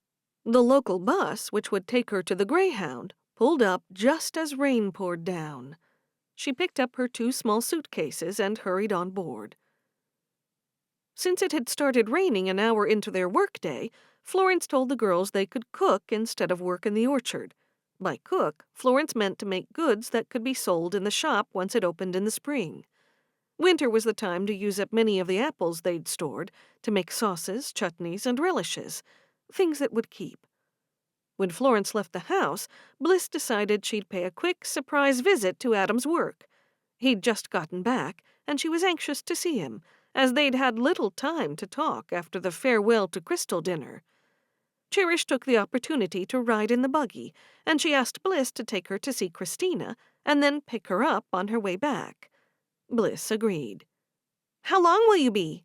Cherish asked as she stepped out of the buggy at Christina's place. About half an hour, I suspect. He'll be busy, and I don't want to interrupt. I'm just calling to say hello and find out when he can come to dinner again. I hope he says tonight. Okay, see you soon. Just as Bliss was moving the horse and buggy away from the house, Christina opened her front door. Cherish, come in. Cherish hurried over, pleased that Christina looked happy to see her. Hello! I thought you'd like an update of what's going on. Oh, you mean with Caroline? No, with Crystal. They walked through the front door, and Cherish took off her black overbonnet. Christina took the bonnet from Cherish and hung it up behind the door. Yes, that's what I meant. Tell me all about it. I'm making some hot soup if you'd like some. No, I'm fine, thank you. We all had a big breakfast this morning, Cherish said as she slipped out of her coat and passed it to Christina, who hung it up for her. Aren't you supposed to be working in the orchard today? I heard Florence was being really strict with everyone. No, it was raining this morning, and we can't do much in the rain. It's stopped now. It's forecast to be raining most of the day. That's what Florence said. But isn't there other work you could be doing? I guess so, but I had to come. I thought you'd like to know what's going on. When they were both seated, Christina looked expectantly at Cherish. Well, don't keep me wondering. Give me the update. Cherish told her all about Crystal, giving her the full update. So she's gone to be with her mother? Yes, finally. Cherish gave a satisfied sigh. It sounds awfully suspicious to me. Why would she go to great lengths not to go with her mother, and then all of a sudden her mother and she are best friends? I didn't say they were best friends. Nay, but you said her mother sent her money to join her. Is her mother really that desperate to reunite with Crystal after what she's done? Cherish shrugged her shoulders. Well, she's still her daughter, and if her mother didn't give her the money, then someone did. She had money for her travel. How do you know she doesn't have her own money? I don't, now that you ask. I never thought about it. You have a very suspicious mind, Christina. Even worse than mine. Christina laughed. I don't think of it that way. It's probably because you're too close to the situation. And being the sweet girl you are, you probably just see the best in everybody. I've had more life experience and lived among the English for a while. On your Rumspringa? Yes, but it was a little more than a Rumspringa. I never thought I would come back. What changed your mind? Cherish asked. Your brother. Ah, you met Mark and it was true love? It was, and it still is. I'm pleased to hear it. It's just a bit different now. It's not as exciting but we're still happy with each other. I'm glad. Cherish looked at all the cut fabric and half-made prayer cups on the table. Looks like you're busy. I don't want to keep you from your work. I only came to deliver an update, since you never visit anymore. Oh, there's always work, but I don't often get visitors. Christina gave her a bright smile, and that, along with her words, caused Cherish to feel good about herself. Someone was glad to see her, and that didn't happen often. She relaxed into her seat. She called me a meddler. Do you think I am? Who called you that? Crystal. She said I'm the reason she was sent away. I guess if I'd never written that letter to Caroline's parents... I don't know the rights and wrongs of what you did, but if Crystal kept going the way she was, who knows where she would have ended up? You actually did her a favor. Cherish smiled. I did, didn't I? Yes, the truth always comes out in one way or another, and it was better it came out how it did. And another good thing, she's not in trouble with the police. No, not yet. They let her off, and Caroline's parents didn't even want her charged. It's quite unbelievable that someone would do what Crystal did. She said she was desperate, with nowhere to go. If that's right, I feel sorry for her. Cherish didn't want to share in Christina's sympathy because it would lead her to feel awfully guilty. Where do you think she's going next if you don't think it's to be with her mother? It's hard to say, but don't worry about it. It's not your problem. Cherish looked into the flickering flames in the fireplace. I know it's not my problem, but I would still like to know. Does that make me a meddler? Cherish bit her lip. Crystal wasn't the only one who'd been angry with Cherish for poking her nose in where it didn't belong. Nay, it just makes you a curious person. Now, can I make you a cup of something hot? You must be freezing from being in the buggy. I am a little. What's happening at your place? Mom is visiting Ada because Ada's a little upset with her. Christina smiled. I won't even ask about that. And Levi will be on his way back from taking Crystal to the bus. Ah. I got in trouble when I took one of the horses out the other day because it had a sore fetlock. But I didn't even know what that was. No one told me not to take the horse. That was when I visited you on Sunday. Well, you better get back there then. I don't want you to get into trouble again. If you ever want to visit, call me and I'll come and pick you up. Cherish looked at Christina's sewing. I wouldn't want to keep you from your work. I've got all day to do it. I have no Kinner to look after, so when Mark leaves in the morning, I have all day to fill in before he arrives home after dark. You have Iris sometimes, don't you? I do. I hope I always get to look after her. I hope that bond doesn't break when she gets older. I hope she has fond memories of her Aunt Christina. Of course she will. But not as much as she'll have fond memories of her Aunt Cherish, Cherish thought, but didn't want to say it out loud. Perhaps you could help me with some sewing. I'm not much good at that. Florence was the seamstress in the family. Then you must be better at cooking. Yeah, I must be. Maybe I'll go home and do some cooking. Florence asked us to make applesauce. It'll make her happy if I do it. We have one less pair of hands now with Crystal gone. You should have thought of that before you wrote to Caroline's parents. Are you missing her already? Christina said with a teasing smile.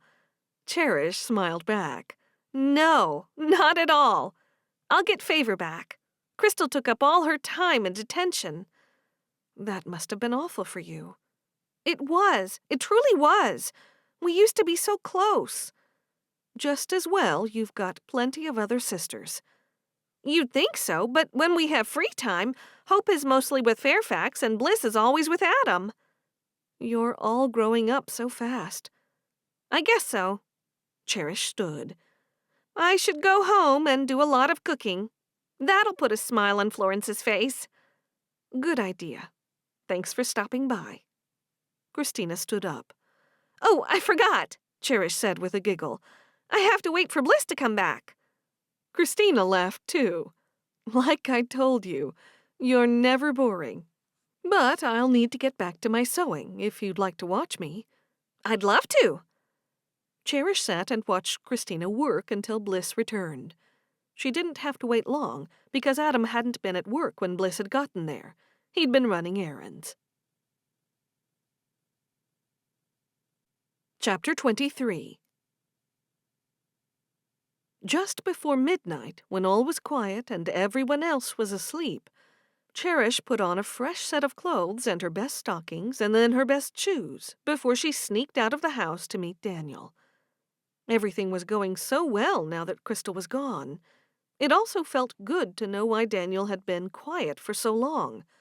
It wasn't because he didn't like her. It was because he'd known the truth about Crystal, and his conscience had been bothering him over keeping the secret from Cherish and her family. Once she was out of the house, Cherish stuck to the grass alongside the driveway's gravel so no one would hear her footsteps. She hoped he'd show.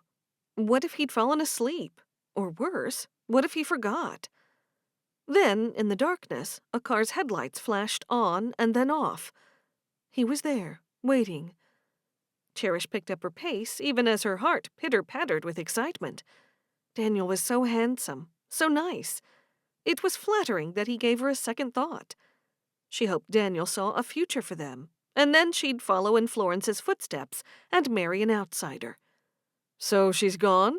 Daniel asked, as soon as Cherish got in his car. Cherish didn't need to ask who he was talking about. Yes, she's gone. She blames me for everything. Well, you were the one who wrote to Caroline's parents. Yes, but she was the one who did what she did. Just as they were about to drive off, there was a scratching sound at her door. "What's that?" Daniel asked, just as Cherish saw Caramel jumping up at the door. It's my dog. "Don't let it scratch the paintwork." She stared at Daniel, hoping he liked dogs. Otherwise, it'd be all over before it began. She couldn't be with a man who was an animal hater like Mom. He wouldn't have heard it. She opened the car door and Caramel stuck his wet nose on her. Can he get in? "Sure. Does he like being in a car?" Yes, he's been to the farm with me in a car. Cherish got out and opened the back door for him. He wasted no time getting in, and once Cherish was safely back in the front seat, Daniel drove on. Caramel stuck his head over the front between them and panted loudly. "Why is he doing that? It's not hot." He's just being annoying. Sit down, Caramel. Caramel moved back and lay down with his head between his paws. "Tell me everything that happened with Crystal." It was slightly annoying that he was focused on Crystal.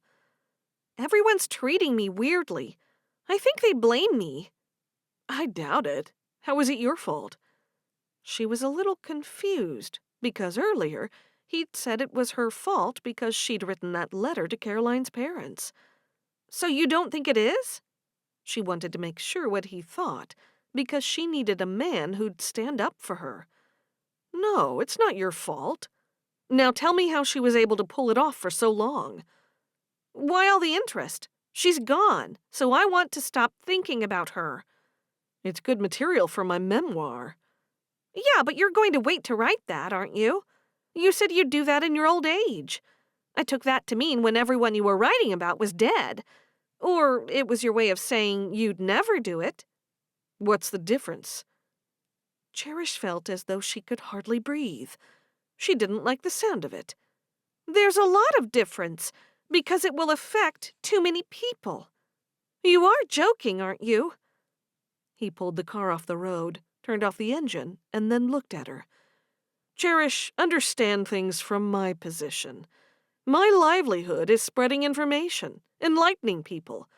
Do you know how tired I am of the nonsense news stories they give me? You can't even call them news. They're as good as nothing." You've mentioned it once or twice. Every time I see you, actually. The things you've told me since I've known you are very newsworthy. Like what? About someone in your community having a child out of wedlock? Then that child showing up and marrying someone's half-sister? It's like gold for a newshound like me. I didn't tell you that. Crystal found out because Favor told her, and then Crystal mentioned it to you. He waved his hand in the air. "It doesn't matter who I heard it from." Cherish tried to make light of it, so it didn't seem such a big deal. So what? The two who married weren't related. They weren't blood relatives. There's no story there. It's nothing that doesn't happen to people all over the world. No one would be interested. Then you've got a stranger, who everyone thinks is Caroline, who was impersonating her dead best friend. That's the stuff movies are made of. Yes, you said that already. No, I didn't. You did. You told me that before, at the same time you said you would never do it. That's what I thought then. But I've got to think of myself for a change. I've got my future to consider. My goal is a job at a network in New York City. Cherish was disappointed. The reason she'd liked him more lately was because she'd thought he had standards, morals. But he didn't have any such qualities if he was thinking of exposing her family's secrets. Don't you have a conscience? I can't afford one." In the darkness of the car, his eyes glistened, giving him an eerie appearance. What do you mean? A conscience won't pay the bills. No, I won't let you. I won't allow you to write anything about my family or Caroline. Or Crystal. Hey, I know you're upset, but there's just one thing you're forgetting. What's that? Crystal knows all the secrets. You don't think she's not going to blab about everything she knows? I need to get in first. She wouldn't. He stared at her. Would she? Cherish asked. Of course. Your family kicked her to the curb as soon as they found out she wasn't rich. Cherish gasped. No, it wasn't like that. It was. Your family thought they were entertaining a rich young woman, Caroline Avery. When they found out she was only the maid's daughter, she was tossed out on her behind. No, she lied to us, and she'd been with us for months already. It was never about the money. My mother and stepfather didn't even think Caroline was rich if her family couldn't afford a hotel after the supposed house fire. See? So what you said makes no sense. Cherish, it's not about what makes sense or the precise facts. What matters is what makes a good story. By now, Cherish was fuming with rage. He'd twisted things to make her family sound horrible. We never took money from her or ever intended to. That's because she didn't have any. She was the maid's daughter. He grinned. I'm not sure what you're trying to say. You know the truth, and you're twisting things. I thought we were friends. He put a hand on her shoulder. Don't be upset.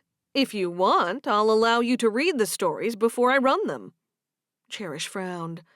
Her night was turning out to be nothing like the romantic night she had thought it would be. She was never going to marry this man. He was horrible. Worse than that, because he was only using her for information. And perhaps he'd only ever been pretending to like her. This is part of my life. Part of my family's life. It would destroy my mother if you wrote a story like that about her, and it wouldn't be good for my family if you wrote about Crystal. Can't you understand that? He grinned. I get that people will be upset, but everybody will get over it. I'm struggling with my car payments and my rent. My income will skyrocket, and I'll be sought after. Oh, wait. I see what's going on. You want some dollars out of it. Is that what you're getting at? Cherish's mouth fell open. No, I don't want any money. I've never wanted money for me or anybody else. So you're not the same Cherish who reminds me to leave her a tip when I'm at the cafe? I thought you'd be the type who'd be open to a payback if I use your material for these stories. Definitely not. It's okay. I don't mind. It's all part of the game. Now all she wanted was to get away from him fast. Game? What game? My career. How could she be so wrong about him? You're crazy. Please tell me this is a joke. He shook his head. Daniel, I want you to promise me you will never write about either of those things. I can't. I'm sorry. I'm through with being Mr. Nice Guy. Wait a minute. You made me tell you everything about Crystal, and you promised me you'd keep it quiet. You've been getting information out of me. Is that the real reason why you turned up at the coffee shop last week? I gave you enough time to wake up, to know that Crystal wasn't Caroline. I kept that story quiet for long enough. I've got to start thinking about myself and where I'm going in life. He smiled. I've got to do what I've got to do. It's part of the job. Don't look at me like that. All this time I thought you were nice. You're a horrible, weird, and sick person. I'm sorry you feel that way. Cherish licked her lips. She wanted to storm off after telling him she hated him, but if she did that, he'd tell the stories for sure. She needed to stop her emotions from rising to the surface and use her brain. What will it take for you to keep quiet? What if I pay you? Interesting concept. He looked to the front for a while and then said, There is one way. Cherish was relieved. And what's that? He stared at her. Come up with 2 even better stories. How am I going to do that?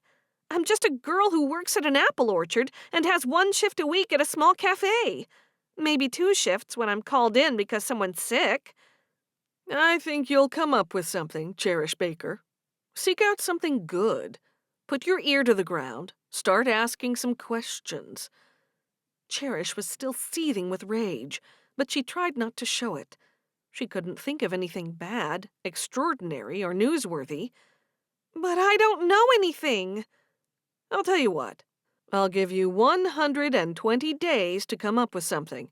It'll take me that long to write and then polish my articles, because I need them to be brilliant. And if you have nothing by then, I'm running with them. I'll pay you. I don't expect you to do this for nothing. Forget it. I don't want payment from something so awful. He scoffed. Even better for me. More money in my pocket. Cherish gulped.